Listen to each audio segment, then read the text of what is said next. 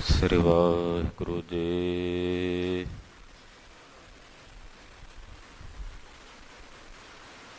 ਗੁਰੂ ਨਾਨਕ ਪਾਦ ਬੰਦਨ ਪਾਦ ਸਿਮਰੋ ਅੰਗਦ ਦੁਖ ਗੁਰ ਅਮਰਦਾਸ ਹਿਰਦੈ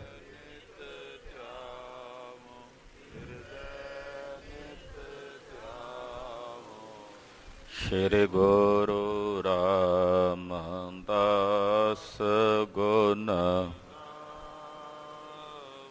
ਗੁਰੂ ਅਰਜਨ ਬਿਘਨਨ ਕੇ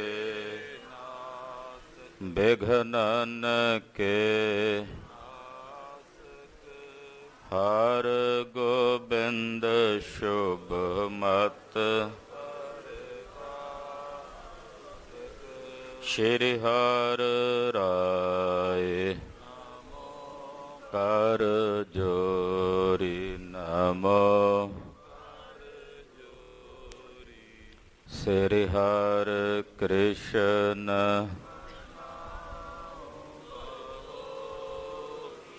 ਤੇਗ ਬਹਾਦਰ ਪਰਮ ਵਾਹਿਗੁਰੂ ਪਰਮ ਸ਼੍ਰੀ ਗੁਰੂ ਗੋਬਿੰਦ ਸਿੰਘ ਬਿਸਾਲਾ ਤਰੋਂ ਤਰਾ ਪਰ ਪੁੰਨ ਪੁੰਨ ਸੀਸਾ ਜੀ ਪੁੰਨ ਪੁੰਨ ਸੀਸਾ ਬੰਦੋਂ ਬਾਰ ਬਾਰ ਜਗਦੀਸਾ ਏਕ ਓੰਕਾਰ ਸਤਿਗੁਰੂ ਤੇ ਪ੍ਰਸਾਦ ਸਚ ਹੋਏ। ਵਾਹਿਗੁਰੂ ਜੀ ਕੀ ਫਤਿਹ ਹੈ। ਬਿਘਨ ਬਿਨਾਸਨ ਸੋਏ ਜਿਸ ਮਹਿ ਅੰਮ੍ਰਿਤ ਗਿਆਨ ਹੈ ਮਾਨਕ ਭਗਤ ਵੈਰਾਗ। ਗੁਰੂ ਗ੍ਰੰਥ ਸਾਹਿਬ ਉਦਦ ਬੰਦੋਂ ਕਰ ਅਨੁਰਾਗ। ਗੁਰੂ ਗ੍ਰੰਥ ਸਾਹਿਬ ਉਦਦ ਬੰਦੋਂ ਕਰ ਅਨੁਰਾਗ। ਸਤਿਨਾਮ ਸ੍ਰੀ ਵਾਹਿਗੁਰੂ ਸਾਹਿਬ ਜੀਓ। ਦੋਹਰਾ ਸੁਨ ਪੰਡਤ ਬਿਨ ਸਤਿਗੁਰੂ ਮਾਰਗ ਹਾਥ ਨ ਆਈ। ਬਿਨ ਤਾਰੀ ਤਾਰੋ ਪੇਰਿਓ ਖੋਲੇ ਨਾ ਕਰੇ ਉਪਾਏ। ਵਾਹਿਗੁਰੂ ਜੀ ਕਾ ਖਾਲਸਾ ਵਾਹਿਗੁਰੂ ਜੀ ਕੀ ਫਤਿਹ। ਪਰਮ ਸਨਮਾਨ ਤੇ ਸਤਿਕਾਰਯੋਗ ਗੁਰੂ ਕੀ ਸਾਜੀ ਔਰ ਨਿਵਾਜੀ ਹੋਈ ਗੁਰੂ ਕਾ ਖਾਸ ਰੂਪ ਗੁਰੂ ਖਾਲਸਾ ਸਾਧ ਸੰਗਤ ਜੀਓ, ਧੰਤਾ ਦੇ ਪਾਤਰ ਹੋ। ਪਿਛਲੇ ਪਹਿਰਾਂ ਦੇ ਸਜੇ ਹੋਏ ਦੀਵਾਨਾਂ ਵਿੱਚ ਹਾਜ਼ਰੀਆਂ ਭਰ ਕੇ ਜਗਤ ਗੁਰੂ ਜਾਹਰਾਂ ਜਹੂਰ ਹਾਜ਼ਰਾ ਹਜੂਰ ਸਰਬ ਕਲਾ ਭਰਪੂਰ ਸਤਿਗੁਰੂ ਸ਼੍ਰੀ ਗੁਰੂ ਗ੍ਰੰਥ ਸਾਹਿਬ ਜੀ ਮਹਾਰਾਜ ਜੀ ਦੇ ਦਰਸ਼ਨ ਪਰਸ ਰਹੇ ਹੋ। ਸਤਿਗੁਰੂ ਨੌਵੇਂ ਪਾਤਸ਼ਾਹ ਦੇ ਪਾਵਨ ਦਰਬਾਰ ਵਿੱਚ ਜੁੜ ਕੇ ਨੌਵੇਂ ਪਾਤਸ਼ਾਹ ਜੀ ਮਹਾਰਾਜ ਜੀ ਦੀਆਂ ਖੁਸ਼ੀਆਂ ਪ੍ਰਾਪਤ ਕਰ ਰਹੇ ਹੋ। ਇਹ ਗੁਰੂ ਕੀ ਖੁਸ਼ੀ ਵਰਤੀ ਹੈ, ਤਦੇ ਗੁਰੂ ਚਰਨਾਂ 'ਚ ਜੁੜੇ ਹਾਂ। ਬਿਨਾਂ ਸਤਿਗੁਰਾਂ ਦੀ ਖੁਸ਼ੀ ਤੋਂ ਸਤਿਗੁਰਾਂ ਦੇ ਚਰਨਾਂ ਵਿੱਚ ਜੁੜ ਬੈਠਣ ਦਾ ਸੁਭਾਗ ਪ੍ਰਾਪਤ ਨਹੀਂ ਹੁੰਦਾ। ਜਗਤ ਗੁਰੂ ਸ੍ਰੀ ਗੁਰੂ ਨਾਨਕ ਦੇਵ ਸਾਹਿਬ ਜੀ ਦੀ ਜਨਮ ਸਾਖੀ ਪੜ੍ਹਨ ਤੇ ਸੁਣਨ ਦਾ ਸਮਾਂ ਸਾਨੂੰ ਪ੍ਰਾਪਤ ਹੋ ਰਿਹਾ ਹੈ। ਗਰੀਬ ਨਵਾਜ ਸਤਿਗੁਰੂ ਜੀ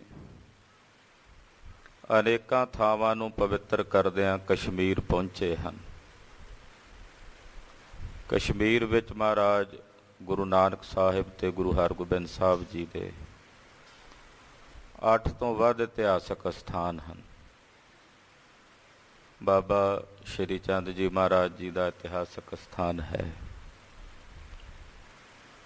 ਜਗਤ ਗੁਰੂ ਪਾਤਸ਼ਾਹ ਕਸ਼ਮੀਰ ਪਹੁੰਚੇ ਨੇ।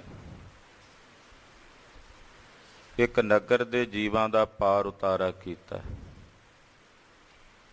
ਪੜ੍ਹਿਆ ਲਿਖਿਆ ਵਿਦਿਆ ਬਿਮਾਨੀ ਪੰਡਤ ਹੈ, ਬ੍ਰਹਮਦਾਸ ਉਹਦਾ ਨਾਮ ਹੈ। ਬੜੇ ਗਰੂਰ ਵਿੱਚ ਆਪਣੇ ਊਂਠਾਂ ਨੂੰ 2 ਊਂਠਾਂ ਨੂੰ ਗ੍ਰੰਥਾਂ ਨਾਲ ਲੱਦ ਕੇ ਗੁਰੂ ਚਰਨਾਂ 'ਚ ਆਇਆ। ਸਤਿਗੁਰਾਂ ਤੇ ਆ ਕੇ ਸਵਾਲ ਕੀਤੇ ਨੇ। ਪਾਤਸ਼ਾਹ ਨੇ ਇਹਦੀ ਪੜ੍ਹੀ ਹੋਈ ਵਿਦਿਆ ਦਾ ਮਾਣ ਇਹਦਾ ਅੰਦਰ ਹੰਕਾਰ ਵੇਖ ਕੇ ਪਾਵਨ ਸਲੋਕ ਆਪਣੇ ਮੁਖੋਂ ਉਚਾਰਨ ਕੀਤਾ। ਪੜ ਪੜ ਗੱਡੀ ਲੱਦੀਐ, ਪੜ ਪੜ ਭਰੀਐ ਸਾਥ। ਇਹ ਸਲੋਕ ਪੰਡਤ ਬ੍ਰਹਮਦਾਸ ਨੇ ਸੁਣਿਆ। ਇੱਥੋਂ ਅੱਗੇ ਕਥਾ ਆਰੰਭ ਹੋ ਰਹੀ ਹੈ। ਜਗਤ ਗੁਰੂ ਗੁਰੂ ਨਾਨਕ ਸਾਹਿਬ ਜੀ ਦੇ ਪਵਿੱਤਰ ਚਰਨਾਂ ਵਿੱਚ ਆਪਣੀਆਂ ਹਾਜ਼ਰੀਆਂ ਲਵਾਈਏ। ਰਸਨਾ ਨੂੰ ਪਵਿੱਤਰ ਕਰਦਿਆਂ ਆਖੀਏ ਜੀ ਸਤਿਨਾਮ ਸ਼੍ਰੀ ਵਾਹਿਗੁਰੂ ਸਾਹਿਬ ਜੀ। ਸਤਿਨਾਮ ਸ੍ਰੀ ਵਾਹਿਗੁਰੂ ਸਾਹਿਬ ਜੀ। ਦੋਹਰਾ ਸੁਨ ਪੰਡਤ ਬਿਨ ਸਤਿਗੁਰੂ ਮਾਰਗ ਹਾਥ ਨ ਆਏ। ਸਤਿਗੁਰੂ ਸੱਚੇ ਪਾਤਸ਼ਾਹ ਜੀ ਮਹਾਰਾਜ ਜੀ ਪੰਡਤ ਨੂੰ ਕਹਿੰਦੇ ਆ, ਪੰਡਤ ਸੁਣ, ਪੜ੍ਹ ਤੂੰ ਭਾਵੇਂ ਬਹੁਤ ਲਿਆ, ਬੜੇ ਬੜੇ ਧਰਮ ਗ੍ਰੰਥਾਂ ਦਾ, ਵੇਦਾਂ ਸ਼ਾਸਤਰਾਂ ਦਾ ਅਧਿਐਨ ਕਰ ਲਿਆ ਹੋਣਾ, ਪਰ ਯਾਦ ਰੱਖ ਸਤਿਗੁਰਾਂ ਤੋਂ ਬਿਨਾਂ ਮਾਰਗ ਦੀ ਸੋਝੀ ਪ੍ਰਾਪਤ ਨਹੀਂ ਹੁੰਦੀ। ਜੇ ਸੋ ਚੰਦਾ ਉਗਵਹਿ ਸੂਰਜ ਚੜ੍ਹੈ ਹਜ਼ਾਰ, ਇਤੇ ਚਾਨਣ ਹੁੰਦਿਆਂ ਗੁਰ ਬਿਨ ਘੋਰ ਅੰਧਾਰ। ਜਿੰਨੇ ਮਰਜੀ ਸ਼ਾਸਤਰ ਅਧਿਐਨ ਕਰ ਲੈ, ਗੁਰੂ ਤੋਂ ਬਿਨਾਂ ਅੰਦਰ ਅੰਧਕਾਰ ਹੀ ਅੰਧਕਾਰ ਹੈ, ਸੋਝੀ ਨਹੀਂ ਹੁੰਦੀ। ਸਤਿਗੁਰਾਂ ਤੋਂ ਬਿਨਾਂ ਮਾਰਗ ਹੱਥ ਨਹੀਂ ਆਉਂਦਾ। ਬਿਨ ਤਾਰੀ ਤਾਰੋ ਪੇਰਿਓ, ਖੋਲੇ ਨਾ ਕਰੇ ਉਪਾਏ। ਤਾਲਾ ਬੰਦ ਹੋਵੇ ਤੇ ਚਾਬੀ ਨਾ ਹੋਵੇ ਕੋਲ। ਤਾਲਾ ਖੋਲਣਾ, ਤੋੜਨਾ ਨਹੀਂ। ਜੇ ਤਾਲਾ ਖੋਲਣਾ ਤੇ ਫਿਰ ਚਾਬੀ ਤੋਂ ਬਿਨਾਂ ਉਹ ਤਾਲਾ ਨਹੀਂ ਖੁੱਲਣਾ, ਜੇ ਚਾਬੀ ਹੱਥ ਵਿੱਚ ਨਾ ਹੋਵੇ। ਇਸੇ ਤਰ੍ਹਾਂ ਭਾਵੇਂ ਜਿੰਨੇ ਮਰਜ਼ੀ ਕੋਈ ਉਪਾਅ ਕਰ ਲਵੇ, ਚਾਬੀ ਤੋਂ ਬਿਨਾਂ ਉਹ ਤਾਲਾ ਨਹੀਂ ਖੁੱਲੇਗਾ। ਹਾਂ, ਤੋੜ ਸਕਦਾ, ਉਹਨੂੰ ਕਿਸੇ ਆਰੀ ਨਾਲ ਕੱਟ ਸਕਦਾ, ਪਰ ਜੇ ਗੱਲ ਖੋਲਣ ਦੀ ਹੋਵੇ ਤੇ ਚਾਬੀ ਤੋਂ ਬਿਨਾਂ ਕਿਸੇ ਉਪਾਅ ਨਾਲ ਉਹ ਤਾਲਾ ਨਹੀਂ ਖੋਲਿਆ ਜਾ ਸਕਦਾ। ਚੌਪਈ ਪੂਰਨ ਪੁੰਜ ਪੁੰਨ ਜਬ ਹੋਏ। ਇਸੇ ਤਰ੍ਹਾਂ ਗੁਰੂ ਬਿਨਾਂ ਗਤ ਨਹੀਂ ਹੋਣੀ, ਗੁਰੂ ਬਿਨਾਂ ਮਾਰਗ ਦੀ ਸੋਝੀ ਨਹੀਂ ਹੋਣੀ। ਮਹਾਰਾਜ ਜੀ ਕਹਿੰਦੇ ਪੂਰਬਲੇ ਜਨਮਾਂ ਦੇ ਜਗਦੋਂ ਕੀਤੇ ਹੋਏ ਚੰਗੇ ਪੁੰਨ ਕਰਮ ਜਾਗਦੇ ਨੇ, ਪੁੰਨ ਕਰਮ ਅੱਗੇ ਆਉਂਦੇ ਹਨ। ਮਿਲੇ ਗੁਰੂ ਉਪਦੇਸ਼ੇ ਸੋਏ। ਉਹਨਾਂ ਪੁੰਨ ਕਰਮਾਂ ਦੇ ਫਲ ਸਵਰੂਪ ਗੁਰੂ ਦਾ ਮੇਲ ਪ੍ਰਾਪਤ ਹੁੰਦਾ ਹੈ। ਪੂਰਬ ਜਨਮ ਅੰਕੁਰ ਜਬ ਪ੍ਰਗਟਿਓ, ਹਰ ਭੇਟਿਓ ਪੁਰਖ ਰਸਕ ਬੈਰਾਗੀ। ਜਦੋਂ ਪੂਰਬਲੇ ਜਨਮਾਂ ਦੇ ਚੰਗੇ ਕਰਮ ਜਾਗਦੇ ਨੇ, ਫਿਰ ਜਾ ਕੇ ਗੁਰੂ ਦਾ ਮੇਲ ਪ੍ਰਾਪਤ ਹੁੰਦਾ ਹੈ। ਤੇ ਸਤਿਗੁਰਾਂ ਨਾਲ ਮਿਲੀਏ, ਫਿਰ ਗੁਰੂ ਸਾਹਿਬ ਜੀ ਉਪਦੇਸ਼ ਦਿੰਦੇ ਹਨ। ਸਾਰ ਅਸਾਰ ਲਖਾਵੇ ਜਬੇ। ਗੁਰੂ ਸਾਹਿਬ ਜੀ ਕਿਰਪਾ ਕਰਕੇ ਆਪਣੀ ਸ਼ਰਨ ਆਏ ਆਪਣੇ ਸੇਵਕ ਨੂੰ, ਆਪਣੇ ਸਿੱਖ ਨੂੰ।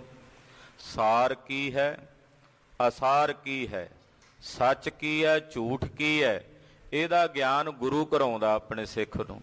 ਸੱਚ ਕੀ ਹੈ, ਝੂਠ ਕੀ ਹੈ, ਸਾਰ ਅਸਾਰ ਕੀ ਹੈ, ਇਹਦੀ ਸੋਝੀ ਗੁਰੂ ਸਾਹਿਬ ਜੀ ਬਖਸ਼ਦੇ ਹਨ।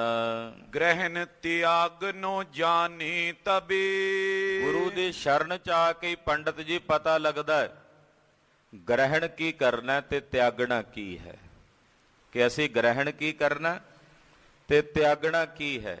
ਇਹ ਸੋਝੀ ਵੀ ਗੁਰੂ ਦੀ ਸ਼ਰਨ ਵਿੱਚ ਹੀ ਆ ਕੇ ਹੁੰਦੀ ਹੈ। ਮਿਟੇ ਭਰਮ ਚਿਤ ਸ਼ਾਂਤੀ ਪਾਏ। ਫਿਰ ਹਿਰਦੇ ਦੇ ਭਰਮ ਮਿਟਦੇ ਨੇ, ਚਿੱਤ ਨੂੰ ਸ਼ਾਂਤੀ ਤੇ ਟਿਕਾ ਪ੍ਰਾਪਤ ਹੁੰਦਾ ਹੈ। ਅਨੇਕ ਕਲਪਨਾ ਹਿਰਦੇ ਨਸਾਏ। ਹਿਰਦੇ ਦੀਆਂ ਅਨੇਕਾਂ ਕਾਲ ਕਲਪਨਾਵਾਂ ਨੂੰ ਗੁਰੂ ਪਾਤਸ਼ਾਹ ਕਿਰਪਾ ਕਰਕੇ ਦੂਰ ਕਰ ਦਿੰਦੇ ਨੇ, ਨਾਸ਼ ਕਰ ਦਿੰਦੇ ਨੇ। ਆਪਣੇ ਸਿੱਖ ਦੇ ਹਿਰਦੇ 'ਚ ਗੁਰੂ ਕਲਪਨਾ ਨਹੀਂ ਰਹਿਣ ਦਿੰਦਾ। ਕਾਲ ਕਲਪਨਾ ਨੂੰ ਆਪਣੇ ਸਿੱਖ ਦੇ ਹਿਰਦੇ 'ਚੋਂ ਸਮਾਪਤ ਕਰ ਦਿੰਦਾ ਹੈ। ਵਹਿਰ ਬੇਕ ਪਰ ਦ੍ਰਿਸ਼ਟ ਨ ਧਾਰੇ। ਉਹ ਫਿਰ ਬਾਹਰਲੇ ਭੇਖ ਤੇ ਦ੍ਰਿਸ਼ਟੀ ਨਹੀਂ ਧਾਰਦਾ ਕਿ ਬਾਹਰ ਕਿਹੋ ਜਿਹਾ ਭੇਖ ਹੈ, ਬਾਹਰ ਕਿਹੋ ਜਿਹਾ ਸਰੂਪ ਹੈ। ਅੰਤਰਮੁਖੀ ਬ੍ਰਿਤ ਕੋ ਪਾਰੇ। ਗੁਰੂ ਸਾਹਿਬ ਜੀ ਦਾ ਜਿਹੜਾ ਸਿੱਖ ਹੈ ਉਹ ਆਪਣੇ ਅੰਦਰ ਅੰਤਰਮੁਖੀ ਬਿਰਤੀ ਨੂੰ ਪਾਲਦਾ ਹੈ। ਬਾਹਰ ਕੀ ਹੋ ਰਿਹਾ ਹੈ, ਜੇ ਬਾਹਰਲੇ ਪਾਸੇ ਬਿਰਤੀ ਕਰੇਗਾ ਤੇ ਭਰਮ ਦਾ ਹੀ ਰਹੇਗਾ। ਜਦੋਂ ਬਾਹਰੋਂ ਬਿਰਤੀ ਨੂੰ ਪਰਾਮ ਕਰਕੇ ਆਪਣੇ ਅੰਤःਕਰਨ ਵਿੱਚ ਅੰਦਰ ਜੋੜੇਗਾ ਫਿਰ ਟਿਕਾਅ ਬਣੇਗਾ। ਗੁਰੂ ਪਾਤਸ਼ਾਹ ਆਪਣੇ ਸਿੱਖ ਨੂੰ ਪੰਡਤ ਜੀ ਬਿਰਤੀ ਅੰਤਰਮੁਖੀ ਕਰਨਾ ਸਿਖਾਉਂਦੇ ਹਨ। ਸੁਨ ਪੰਡਿਤ ਉਰ ਲਿਓ ਵਿਚਾਰੀ। ਇਹ ਪੰਡਤ ਇਸ ਗੱਲ ਨੂੰ ਆਪਣੇ ਹਿਰਦੇ 'ਚ ਵਿਚਾਰ ਲੈ ਜੋ ਅਸੀਂ ਕਹਿ ਰਹੇ ਹਾਂ। ਗੁਰੂ ਬਿਨਾਂ ਗਤ ਨਹੀਂ ਹੋਣੀ, ਕਿ ਜਿਵੇਂ ਕਹਾਵਤ ਹੈ ਸ਼ਾਹ ਬਿਨਾਂ ਪਤ ਨਹੀਂ ਤੇ ਗੁਰੂ ਬਿਨਾਂ ਗਤ ਨਹੀਂ, ਇਹ ਸਮਝ ਲੈ। ਜਬ ਲੋ ਮਨ ਹੈ ਵਿਸ਼ੇ ਵਿਕਾਰੀ। ਜਦੋਂ ਤੱਕ ਇਹ ਮਨ ਵਿਸ਼ਿਆਂ ਵਿਕਾਰਾਂ ਵਾਲੇ ਪਾਸੇ ਪ੍ਰਵਿਰਤ ਹੈ, ਇਹ ਮਨ ਵਿਸ਼ਿਆਂ ਵਿਕਾਰਾਂ ਵਾਲੇ ਪਾਸੇ ਖਚਤ ਹੋ ਰਿਹਾ ਹੈ। ਵਹਿਰ ਭੇਖ ਤਬ ਲੋ ਸਭ ਕਾਚਾ। ਉਦੋਂ ਤੱਕ ਇਹ ਬਾਹਰਲਾ ਧਰਿਆ ਹੋਇਆ ਭੇਖ ਕੱਚਾ ਹੈ। ਜੇ ਮਨ ਵਿਸ਼ਿਆਂ ਵਿਕਾਰਾਂ ਵਿੱਚ ਹੈ ਤੇ ਬਾਹਰੋਂ ਕੋਈ ਖਫਣੀ ਪਾਈ ਫਿਰੇ, ਬਾਹਰੋਂ ਕੋਈ ਖਿੰਥਾ ਧਾਰਨ ਕਰੀ ਫਿਰੇ, ਬਾਹਰੋਂ ਕੋਈ ਕਈ ਪ੍ਰਕਾਰ ਦੇ ਧਾਰਮਿਕ ਲਿਬਾਸ ਧਾਰਨ ਕਰੀ ਫਿਰੇ, ਜੇ ਮਨ ਵਿਕਾਰਾਂ ਵਿੱਚ ਖਚਤ ਹੈ ਤੇ ਫਿਰ ਬਾਹਰਲੇ ਲਿਬਾਸ ਦਾ ਕੋਈ ਮਤਲਬ ਨਹੀਂ ਰਹਿ ਜਾਂਦਾ, ਬਾਹਰਲੇ ਲਿਬਾਸ ਦਾ ਕੋਈ ਅਰਥ ਨਹੀਂ ਰਹਿ ਜਾਂਦਾ। ਸਾਚ ਸੰਗ ਰੰਚਿਕ ਨੈ ਰਾਚਾ। ਤੇ ਜੇ ਕੱਲਾ ਬਾਹਰੋਂ ਹੀ ਭੇਖ ਧਾਰਨ ਕੀਤਾ, ਭੇਖੀ ਬਣਿਆ ਹੋਇਆ ਤੇ ਹਿਰਦਾ ਸੱਚ ਵਿੱਚ ਨਹੀਂ ਜੁੜਿਆ, ਤਨਕ ਮਾਤਰ ਵੀ ਸੱਚ ਨੂੰ ਹਿਰਦੇ ਵਿੱਚ ਗ੍ਰਹਿਣ ਨਹੀਂ ਕੀਤਾ। ਸਹੇ ਸੀਸ ਜਮ ਡੰਡ ਵਿਸਾਲਾ। ਫਿਰ ਇਹੋ ਜਿਹੇ ਜਿਹੜੇ ਭੇਖੀ ਹੁੰਦੇ ਨੇ ਪੰਡਤ ਜੀ, ਉਹਨਾਂ ਨੂੰ ਜਮ ਦਾ ਡੰਡਾ ਝੱਲਣਾ ਪੈਂਦਾ ਹੈ। ਭੇਖੀਆਂ ਨੂੰ ਜਮ ਦੇ ਦੰਡ ਦੀ ਮਾਰ ਝੱਲਣੀ ਪੈਂਦੀ ਹੈ। ਪਾਤਸ਼ਾਹ ਦੇ ਬਚਨ ਨੇ ਕਲਗੀਧਰ ਸੁਆਮੀ ਜੀ ਦੇ, ਭੇਖ ਦਿਖਾਏ ਜਗਤ ਕੋ ਲੋਗਨ ਕੋ ਬਸ ਕੀਨ, ਅੰਤ ਕਾਲ ਕਾਤੀ ਕਟਿਓ ਬਾਸ ਨਰਕ ਮੋਹ ਲੀਨ। ਉਹਨਾਂ ਨੂੰ ਅੰਤ ਵੇਲੇ ਜੰਮਾਂ ਦੀ ਮਾਰ ਝੱਲਣੀ ਪੈਂਦੀ ਹੈ। ਸਦਾ ਫਸੇ ਤ੍ਰਿਸ਼ਨਾ ਕੀ ਜਾਲਾ। ਔਰ ਏਦਾਂ ਦੇ ਭੇਖੀ ਸਦਾ ਤ੍ਰਿਸ਼ਨਾ ਦੀ ਅੱਗ ਦੇ ਵਿੱਚ, ਤ੍ਰਿਸ਼ਨਾ ਦੇ ਜਾਲ ਵਿੱਚ ਫਸੇ ਰਹਿੰਦੇ ਹਨ। ਕਾਮ ਕ੍ਰੋਧ ਮਦ ਮਾਨ ਮਲੀਨੇ। ਉਹਨਾਂ ਦਾ ਹਿਰਦਾ ਕਾਮ ਨਾਲ, ਕ੍ਰੋਧ ਨਾਲ, ਹੰਕਾਰ ਨਾਲ, ਮੋਹ ਨਾਲ, ਇਹੋ ਜਿਹੇ ਵਿਕਾਰਾਂ ਦੇ ਨਾਲ ਮਲੀਨ ਹੋ ਰਿਹਾ ਹੁੰਦਾ ਹੈ। ਨਿਜ ਸਰੂਪ ਲਖੇ ਨਾ ਮਤਹੀਨੇ। ਇਹੋ ਜਿਹੇ ਜਿਹੜੇ ਮਤਹੀਣੇ ਨੇ ਬ੍ਰਹਮਦਾਸ, ਉਹ ਆਪਣੇ ਨਿਜ ਸਰੂਪ ਨੂੰ ਨਹੀਂ ਜਾਣ ਸਕਦੇ। ਉਹਨਾਂ ਨੂੰ ਆਪਣੇ ਸਰੂਪ ਦੀ ਕੋਈ ਸੋਝੀ ਨਹੀਂ ਹੁੰਦੀ, ਉਹ ਨਿਜ ਸਰੂਪ ਤੋਂ ਵਿਹੂਣੇ ਹੁੰਦੇ ਹਨ। ਪੂਰਬ ਪੁੰਨ ਪੁੰਜ ਹੋਏ ਜਬਈ। ਹਾਂ ਬ੍ਰਹਮਦਾਸ, ਜਦੋਂ ਕਿਤੇ ਇਹੋ ਜਿਹੇ ਪ੍ਰਾਣੀ ਦੇ, ਜਿਹੜਾ ਭਟਕਦਾ ਫਿਰਦਾ ਹੋਵੇ, ਭਰਮਦਾ ਫਿਰਦਾ ਹੋਵੇ, ਜਦੋਂ ਕਿਤੇ ਐਸੇ ਪ੍ਰਾਣੀ ਦੇ ਕੋਈ ਪੂਰਬਲੇ ਜਨਮਾਂ ਦੇ ਕਰਮ ਅੰਕੁਰਿਤ ਹੁੰਦੇ ਨੇ, ਜਾਗਦੇ ਹਨ, ਮਿਲੇ ਕਿਰਪਾ ਕਰ ਸਤਿਗੁਰ ਤਬਈ। ਫਿਰ ਗੁਰੂ ਆਪ ਕਿਰਪਾ ਕਰਕੇ ਐਸੇ ਪ੍ਰਾਣੀਆਂ ਨੂੰ ਮਿਲਦਾ ਤੇ ਉਹਨਾਂ ਦੀ ਭਟਕਣ ਚੋਂ ਉਹਨਾਂ ਨੂੰ ਕੱਢ ਕੇ ਭੁੱਲਿਆ ਹੋਇਆਂ ਨੂੰ ਮਾਰਗ ਤੇ ਪਾ ਦਿੰਦਾ ਹੈ। ਜਦੋਂ ਕਿਸੇ ਦੇ ਪੁੰਨ ਕਰਮ ਜਾਗਦੇ ਨੇ ਫਿਰ ਗੁਰੂ ਕਿਰਪਾ ਕਰਕੇ ਮਿਲਦਾ ਹੈ। ਗੁਰ ਪੂਰਾ ਭੇਟਿਓ ਵੱਡ ਭਾਗੀ, ਮਨ ਹੈ ਪਿਆ ਪਰਗਾਸਾ। ਵੱਡਿਆਂ ਭਾਗਾਂ ਕਰਕੇ ਗੁਰੂ ਮਿਲਦਾ ਹੈ। ਜਦੋਂ ਪੁੰਨ ਕਰਮ ਕਿਸੇ ਦੇ ਜਾਗਦੇ ਨੇ, ਫਲੀਭੂਤ ਹੁੰਦੇ ਨੇ, ਫਿਰ ਗੁਰੂ ਕਿਰਪਾ ਕਰਕੇ ਉਸ ਨੂੰ ਮਿਲਦਾ ਹੈ। ਨਿਜ ਸਰੂਪ ਕੋ ਦੇਹ ਦਿਖਾਈ, ਗੁਰੂ ਸਾਹਿਬ ਕਿਰਪਾ ਕਰਕੇ ਉਹਨੂੰ ਉਹਦਾ ਨਿਜ ਸਰੂਪ ਲਿਖਾ ਦਿੰਦੇ ਨੇ, ਜਣਾ ਦਿੰਦੇ ਨੇ ਕਿ ਤੂੰ ਬ੍ਰਹਮ ਹੈ, ਕਿੱਥੇ ਜੀਵ ਸਮਝੀ ਬੈਠਾ ਆਪਣੇ ਆਪ ਨੂੰ। ਤੂੰ ਤਾਂ ਆਤਮਾ ਸਰੂਪ ਹੈ, ਤੂੰ ਤਾਂ ਪਰਮਾਤਮਾ ਸਰੂਪ ਹੈ, ਤੂੰ ਕਿੱਥੇ ਭਟਕਣ 'ਚ ਪਿਆ ਹੋਇਆ।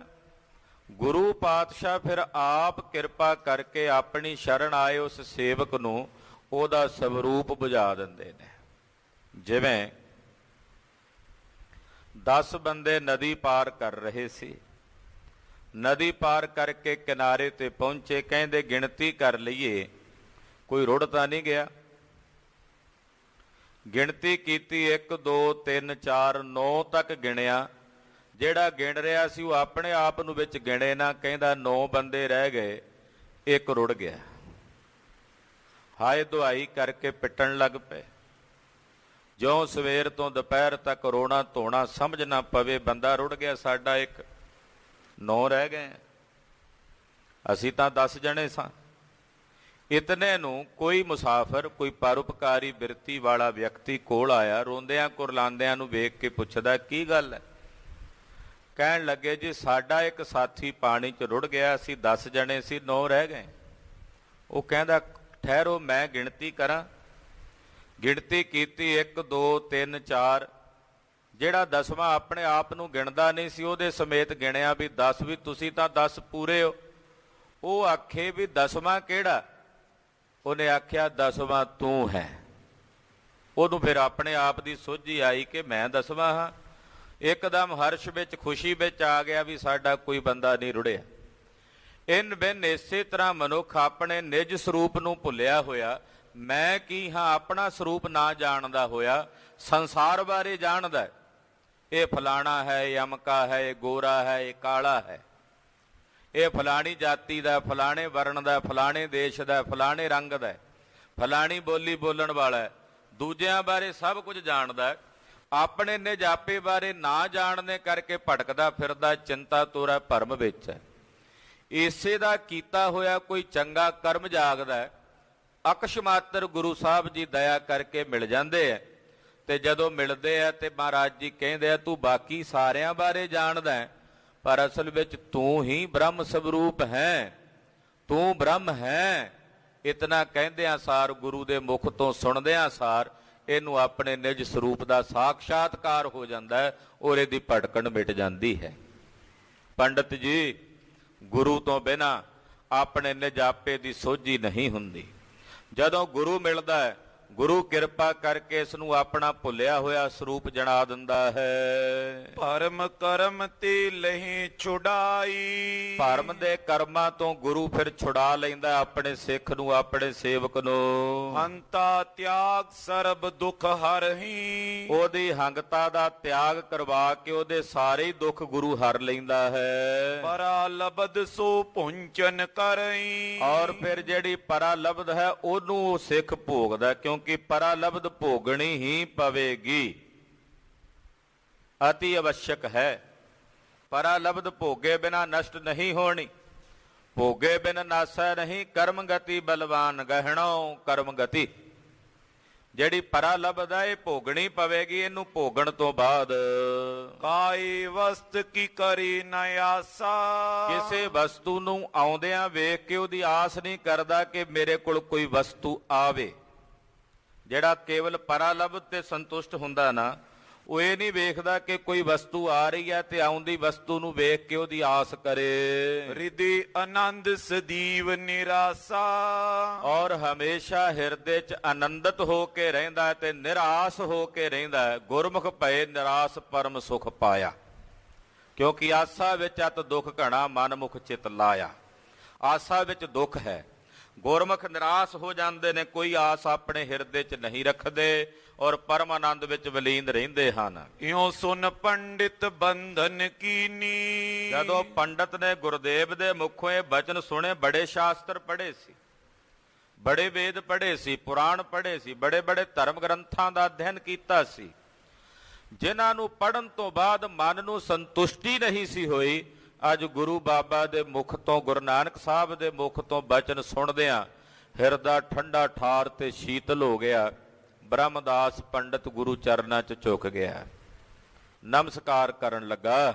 ਰਿਦੇ ਦ્વੈਤ ਮਤ ਰਹਿਗੀ ਭੀਨੀ। ਫਿਰ ਵੀ ਹਿਰਦੇ ਵਿੱਚ ਦ્વੈਸ਼ ਹੈ, ਫਿਰ ਵੀ ਹਾਲੇ ਹਿਰਦੇ 'ਚ ਦ્વੈਤ ਹੈ। ਅੰਤਰਜਾਮੀ ਜਾਨੀ ਉਰ ਕੀ। ਅੰਤਰਜਾਮੀ ਸਤਿਗੁਰਾਂ ਨੇ ਜਾਣਿਆ ਕਿ ਬ੍ਰਹਮਦਾਸ ਦੇ ਹਿਰਦੇ 'ਚ ਹਾਲੇ ਵੀ ਦ્વੈਤ ਰਹਿ ਗਈ ਹੈ। ਹਾਲੇ ਹਿਰਦਾ ਪੂਰਾ ਸ਼ੁੱਧ ਨਹੀਂ ਹੋਇਆ, ਹਾਲੇ ਹਿਰਦਾ ਪੂਰਾ ਸਾਫ਼ ਨਹੀਂ ਹੋਇਆ। ਮਹਾਰਾਜ ਜੀ ਜਾਣੀ ਜਾਣ ਗਏ। ਅਸਕੋ ਤਾਬ ਸਈ ਸਤਿਗੁਰ ਕੀ। ਐਸਾ ਕੌਣ ਹੈ ਜਿਹੜਾ ਮੇਰੇ ਸਾਹਿਬ ਦੀ ਤਾਬ ਨੂੰ ਚੱਲੇ? ਕਿਹੜਾ ਚੱਲੇ ਗੁਰੂ ਦੀ ਝਾਲਾ? ਐਸਾ ਕਿਹਦੇ 'ਚ ਤਾਬ ਤੇ ਤੇਜ ਹੈ ਜਿਹੜਾ ਸਤਿਗੁਰਾਂ ਦੀ ਝਾਲ ਨੂੰ ਝੱਲ ਸਕੇ? ਕਯੋ ਬਚਨ ਪੰਡਿਤ ਕਿਤ ਜਾਵੋ। ਮਹਾਰਾਜ ਸੱਚੇ ਪਾਤਸ਼ਾਹ ਜੀ ਬੋਲੇ, ਕਹਿਣ ਲੱਗੇ, ਹਾਂਜੀ, ਕਯੋ ਬਚਨ ਪੰਡਿਤ ਕਿਤ ਜਾਵੋ। ਮਹਾਰਾਜ ਸੱਚੇ ਪਾਤਸ਼ਾਹ ਜੀ ਕਹਿਣ ਲੱਗੇ, ਪੰਡਤ ਜੀ ਕਿਤੇ ਜਾਵੋ, ਆਪਣੋ ਗੁਰੂ ਕਰੋ ਜਿਤ ਪਾਵੋ। ਤੇ ਜਾ। ਕਿਉਂਕਿ ਇਹਨੇ ਇਹ ਨਹੀਂ ਸੋਚਿਆ ਵੀ ਜਿਹੜੇ ਸਤਿਗੁਰੂ ਜੀ ਕਹਿ ਰਹੇ ਨੇ ਵੀ ਗੁਰੂ ਕੀਤੇ ਬਿਨਾਂ ਮੁਕਤੀ ਨਹੀਂ ਹੋਣੀ, ਉਹਨਾਂ ਨੂੰ ਹੀ ਗੁਰੂ ਧਾਰਨ ਕਰ ਲਵਾਂ। ਹਾਲੇ ਵੀ ਦ્વੈਤ ਸੀ। ਮਹਾਰਾਜ ਜੀ ਕਹਿੰਦੇ, ਪੰਡਤ ਜੀ ਜਾਓ, ਕਿਤੇ ਇੱਥੋਂ ਅੱਗੇ ਲੰਘ ਜਾਓ ਤੇ ਜਾ ਕੇ ਕਿਤੇ ਆਪਣਾ ਗੁਰੂ ਲੱਭੋ ਤੇ ਗੁਰੂ ਧਾਰਨ ਕਰੋ। ਸੁਨੋ ਸੰਤ ਅਬ ਕੈਠਾਂ ਜਾਈ। ਪੰਡਤ ਬ੍ਰਹਮਦਾਸ ਜੀ ਬੋਲੇ, ਕਹਿਣ ਲੱਗੇ, ਸੰਤ ਜੀ ਕਿੱਥੇ ਜਾਵਾਂ? ਮੈਨੂੰ ਤਾਂ ਨਹੀਂ ਪਤਾ ਗੁਰੂ ਕਿੱਥੇ ਮਿਲੇਗਾ। ਸਾਹਮਣੇ ਗੁਰੂ ਪਾਤਸ਼ਾਹ ਬੈਠੇ ਨੇ, ਉਹ ਨਹੀਂ ਨਜ਼ਰੀ ਆਉਂਦੇ। ਕਹਿੰਦਾ, ਸੰਤ ਜੀ ਕਿਰਪਾ ਕਰਕੇ ਦੱਸੋ ਕਿਹੜੀ ਥਾਂ ਤੇ ਜਾਵਾਂ, ਮੈਨੂੰ ਕਿੱਥੇ ਗੁਰੂ ਮਿਲੇਗਾ, ਕਿੱਥੇ ਭਾਲਾਂਗਾ ਗੁਰੂ ਨੂੰ? ਗੁਰੂ ਕਰੋ ਤੁਮ ਦਿਓ ਬਤਾਈ। ਤੁਸੀਂ ਆਪ ਹੀ ਦੱਸ ਦਿਓ, ਮੈਂ ਜਿੱਥੇ ਜਾਵਾਂ ਤੇ ਜਾ ਕੇ ਮੈਨੂੰ ਉਹ ਮਿਲਣ ਤੇ ਮੈਂ ਉਹਨਾਂ ਨੂੰ ਗੁਰੂ ਧਾਰਨ ਕਰ ਲਵਾਂ। ਸੁਨ ਪੁਨ ਬੋਲੇ ਕਿਰਪਾ ਨਿਦਾਨਾ। ਸੁਣ ਕੇ ਕਿਰਪਾ ਨਿਧਾਨ ਸਤਿਗੁਰੂ ਗੁਰੂ ਨਾਨਕ ਪਾਤਸ਼ਾਹ ਜੀ ਮਹਾਰਾਜ ਜੀ ਬੋਲੇ, ਇਤ ਦਿਸ਼ ਜਾਵੋ ਬੜੀ ਉਦਿਆਨਾ। ਮਹਾਰਾਜ ਜੀ ਨੇ ਇਸ਼ਾਰਾ ਕੀਤਾ, ਕਹਿੰਦੇ ਆ ਇਧਰਲੇ ਪਾਸੇ ਨੂੰ ਚਲਾ ਜਾ, ਉਦਿਆਨ ਹੈ, ਜੰਗਲ ਹੈ ਦੂਰ ਤਾਈਂ। ਬੈਠੇ ਸੰਤ ਚਾਰ ਤੈ ਥਾਈ। ਜਦੋਂ ਉਧਰ ਜਾਏਗਾ ਜੰਗਲ ਵਿੱਚ ਤੇ ਤੈਨੂੰ 4 ਸੰਤ ਬੈਠੇ ਮਿਲਣਗੇ। ਮਹਾਰਾਜ ਜੀ ਕਹਿੰਦੇ, ਇਸ ਪਾਸੇ ਨਿਕਲ ਜਾ, ਜੰਗਲ 'ਚ ਜਾਏਗਾ, ਟੁਰਦਾ ਟੁਰਦਾ ਰਸਤੇ ਵਿੱਚ ਤੈਨੂੰ 4 ਮਹਾਤਮਾ ਸੰਤ ਬੈਠੇ ਮਿਲਣਗੇ। ਤਿਨ ਪੂਛੋ ਸੋ ਦੇਹ ਬਤਾਈ। ਉਹਨਾਂ ਨੂੰ ਜਾ ਕੇ ਪੁੱਛੀ ਜੇ ਮੈਂ ਗੁਰੂ ਧਾਰਨ ਕਰਨਾ, ਉਹ ਤੈਨੂੰ ਦੱਸਣਗੇ ਵੀ ਜਾ ਕੇ ਗੁਰੂ ਧਾਰਨ ਕਰ ਲੈ। ਉਹ ਤੈਨੂੰ ਦੱਸਣਗੇ ਵੀ ਤੂੰ ਕਿਹੜਾ ਗੁਰੂ ਧਾਰਨ ਕਰਨਾ, ਕਿਉਂਕਿ ਤੇਰੇ ਅੰਦਰ ਹਾਲੇ ਜਿਹੋ ਜੀ ਬਿਰਤੀ ਹੈ, ਉਸ ਬਿਰਤੀ ਦੇ ਮੁਤਾਬਕ ਤੈਨੂੰ ਉਹਨਾਂ ਨੇ ਦੱਸਣਾ ਵੀ ਗੁਰੂ ਧਾਰਨ ਕਰ ਲੈ, ਕਿਹੜਾ ਕਿਹੋ ਜਿਹਾ ਗੁਰੂ ਚਾਹੀਦਾ ਤੈਨੂੰ, ਜਿਹੋ ਜੀ ਤੇਰੀ ਬਿਰਤੀ ਹੈ। ਇਸ ਕਰਕੇ ਉਹਨਾਂ ਸੰਤਾਂ ਕੋਲ ਜਾ, ਉਹ ਤੈਨੂੰ ਦੱਸਣਗੇ। ਜਿੱਧਰ ਕਹਿਣਗੇ ਜਾਣ ਨੂੰ, ਗੁਰੂ ਧਾਰਨ ਕਰਨ ਨੂੰ, ਉਧਰ ਚਲਾ ਜਾਈ। ਤਬ ਪੰਡਿਤ ਗਮਨਿਓ ਤਿਸ ਪਾਸਾ। ਇਹ ਪੰਡਤ ਜੀ ਉਸੇ ਵੇਲੇ ਉੱਥੋਂ ਚੱਲ ਪਏ। ਦੇਖੇ ਜਾਏ ਸੰਤ ਸੁਖ ਰਾਸਾ। ਗਿਆ ਥੋੜਾ ਜਿਹਾ ਪੈਂਡਾ ਤੈਅ ਕਰਕੇ ਜੰਗਲ ਵਿੱਚ 4 ਸੰਤ ਬੈਠੇ ਨੇ। ਸੰਤ ਵੀ ਕਾਹਦੇ? ਚਿਹਰੇ ਦਗ-ਦਗ ਕਰਦੇ ਨੇ ਉਹਨਾਂ ਮਹਾਤਮਾਵਾਂ ਦੇ। ਕੁਝ ਰੂਹਾਂ ਹਨ ਐਸੀਆਂ ਬੰਦਗੀ ਦੇ ਰੰਗ ਵਿੱਚ ਰੰਗੀਆਂ ਹੋਈਆਂ। ਇਹ ਪੰਡਤ ਜੀ ਉਹਨਾਂ ਦੇ ਕੋਲ ਪਹੁੰਚੇ। ਕਹੀ ਹਕੀਕਤ ਬੰਧਨ ਕਰਕੇ। ਇਹਨੇ ਜਾ ਕੇ ਉਹਨਾਂ ਸੰਤਾਂ ਨੂੰ ਬੰਦਨਾ ਕੀਤੀ, ਆਪਣੇ ਆਉਣ ਦੀ ਹਕੀਕਤ ਦੱਸੀ। ਦੁਬਦਾ ਰਿਓ ਹਿਰਦੇ ਮੈਂ ਭਰ ਕੇ। ਕਿਉਂਕਿ ਦੁਬਦਾ ਹਾਲੇ ਵੀ ਹਿਰਦੇ ਵਿੱਚ ਸੀ ਪੰਡਤ ਜੀ ਦੇ। ਦਵੈਸ਼ ਜਿਹਨੂੰ ਦੁਬਦਾ ਕਹਿੰਦੇ ਆ, ਉਹ ਦੋਬਿਦਾ ਹਾਲੇ ਵੀ ਇਹਦੇ ਮਨ ਵਿੱਚ ਸੀ, ਨਿਰਣਾ ਨਹੀਂ ਸੀ ਕਰ ਪਾ ਰਿਹਾ। ਬੋਲੇ ਸੰਤ ਜਾਣ ਤੈ ਹਿਤਾ। ਉਹ ਸੰਤ ਇਹਦਾ ਹਿੱਤ ਜਾਣਦਿਆਂ ਹੋਇਆ ਬੋਲੇ, ਕਹਿਣ ਲੱਗੇ, ਤਵ ਗੁਰ ਆਗੇ ਬੀਚ ਨਿਕੇਤਾ। ਕਹਿਣ ਲੱਗੇ, ਜਿਹੋ ਜੇ ਤੇਰੇ ਅੰਦਰ ਬਿਰਤੀ ਹੈ ਨਾ ਪੰਡਤ ਜੀ, ਆਹ ਸਾਹਮਣੇ ਇੱਕ ਕੋਠਾ ਦਿਸਦਾ। ਬ੍ਰਹਮਦਾਸ ਕਹਿੰਦਾ, ਜੀ ਹਾਂ। ਸੰਤ ਕਹਿੰਦੇ, ਉਸ ਕੋਠੇ 'ਚ ਤੇਰਾ ਗੁਰੂ ਮਿਲੇਗਾ ਤੈਨੂੰ, ਜਿਹੜਾ ਤੈਨੂੰ ਚਾਹੀਦਾ ਤੇਰੀ ਬਿਰਤੀ ਦੇ ਮੁਤਾਬਕ। ਜਿਹੋ ਜੇ ਤੇਰੇ ਅੰਦਰ ਬਿਰਤੀ ਹੈ, ਉਹਦੇ ਮੁਤਾਬਕ ਜਿਹੋ ਜਿਹਾ ਤੈਨੂੰ ਗੁਰੂ ਚਾਹੀਦਾ ਨਾ ਇਸ ਵੇਲੇ, ਉਹ ਉਸ ਕੋਠੇ ਦੇ ਵਿੱਚ ਮਿਲੇਗਾ। ਨਿਸ ਦਿਨ ਜਾਮੈ ਰਹੇ ਹਿਤ ਧਾਰੀ। ਤੇਰਾ ਗੁਰੂ ਜਿਹੜਾ ਹੈ ਇਸ ਵੇਲੇ ਤੇਰੇ ਮਨ ਵਿੱਚ ਉਹੀ ਮਿਲੇਗਾ ਤੈਨੂੰ, ਜਿਹਨੂੰ ਤੂੰ ਰਾਤ ਦਿਨ ਆਪਣੇ ਮਨ 'ਚ ਵਸਾਈ ਬੈਠਾ ਨਾ। ਤੇਰਾ ਗੁਰੂ ਜਿਹੜਾ ਇਸ ਵੇਲੇ ਬਣਿਆ ਹੋਇਆ ਤੇਰੇ ਮਨ ਦਾ, ਉਹ ਗੁਰੂ ਤੈਨੂੰ ਉਸ ਕੋਠੇ 'ਚ ਮਿਲੇਗਾ। ਕਰੋ ਗੁਰੂ ਤੇ ਜਾਏ ਅਗਾਰੀ। ਹੁਣ ਤਾਈਂ ਤਾਂ ਤੇਰੇ ਮਨ ਵਿੱਚ ਸੀ ਉਹ, ਹੁਣ ਉਹ ਤੈਨੂੰ ਬਾਹਰ ਮਿਲੇਗਾ ਪ੍ਰਗਟ ਰੂਪ 'ਚ। ਜਾ ਉਹਨੂੰ ਜਾ ਕੇ ਆਪਣਾ ਗੁਰੂ ਕਰ ਲੈ, ਗੁਰੂ ਬਣਾ ਲੈ। ਸੁਨ ਪੰਡਿਤ ਆਗੇ ਜਬ ਗਇਓ। ਉਹਨਾਂ ਮਹਾਂਪੁਰਸ਼ਾਂ ਦੇ ਬਚਨ ਸੁਣ ਕੇ ਇਹ ਪੰਡਤ ਜੀ ਉਹਨਾਂ ਦੇ ਦੱਸੇ ਮੁਤਾਬਕ ਅੱਗੇ ਗਏ। ਇੱਕ ਮੰਦਿਰ ਤਬ ਦੇਖਤ ਪਇਓ।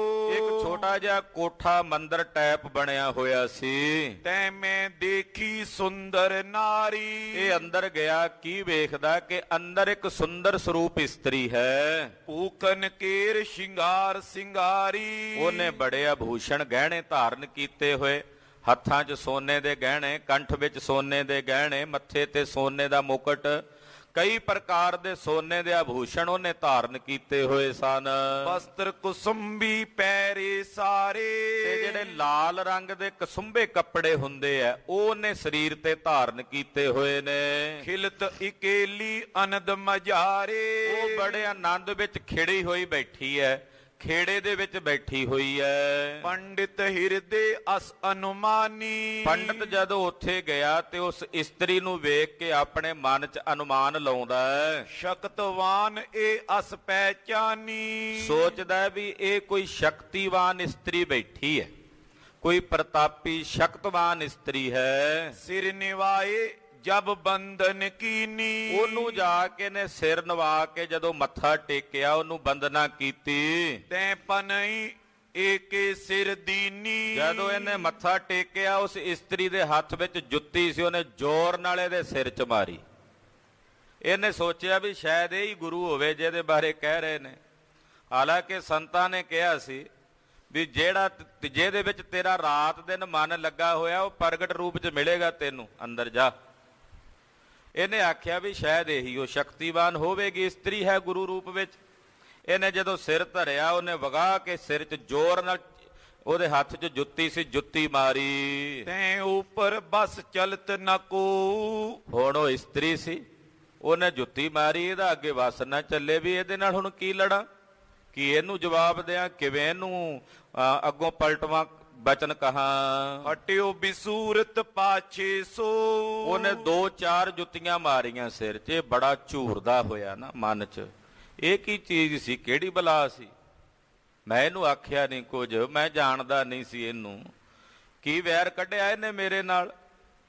ਉਹ ਸੰਤਾਂ ਨੇ ਜਾਣ ਬੁੱਝ ਕੇ ਮੈਨੂੰ ਇਹਦੇ ਕੋਲ ਭੇਜਿਆ, ਕੀ ਮਸਲਾ ਹੈ, ਕਾਰਨ ਕੀ ਆ। ਬੜਾ ਝੂਰਦਾ ਹੋਇਆ ਜੁੱਤੀਆਂ ਸਿਰ 'ਚ ਖਾ ਕੇ ਪੰਡਤ ਜੀ ਵਾਪਸ ਮੁੜੇ। ਸੰਤਨ ਕੇ ਸਮੀਪ ਜਬ ਆਇਓ। ਉਹਨਾਂ ਸੰਤਾਂ ਦੇ ਕੋਲ ਫਿਰ ਵਾਪਸ ਆਇਆ। ਹਸੇ ਬਿਲੋਕਤ ਬਚਨੀ ਅਲਾਇਓ। ਉਹ ਸੰਤ ਪੰਡਤ ਜੀ ਵੱਲ ਵੇਖ ਕੇ ਹੱਸਣ ਲੱਗ ਪਏ।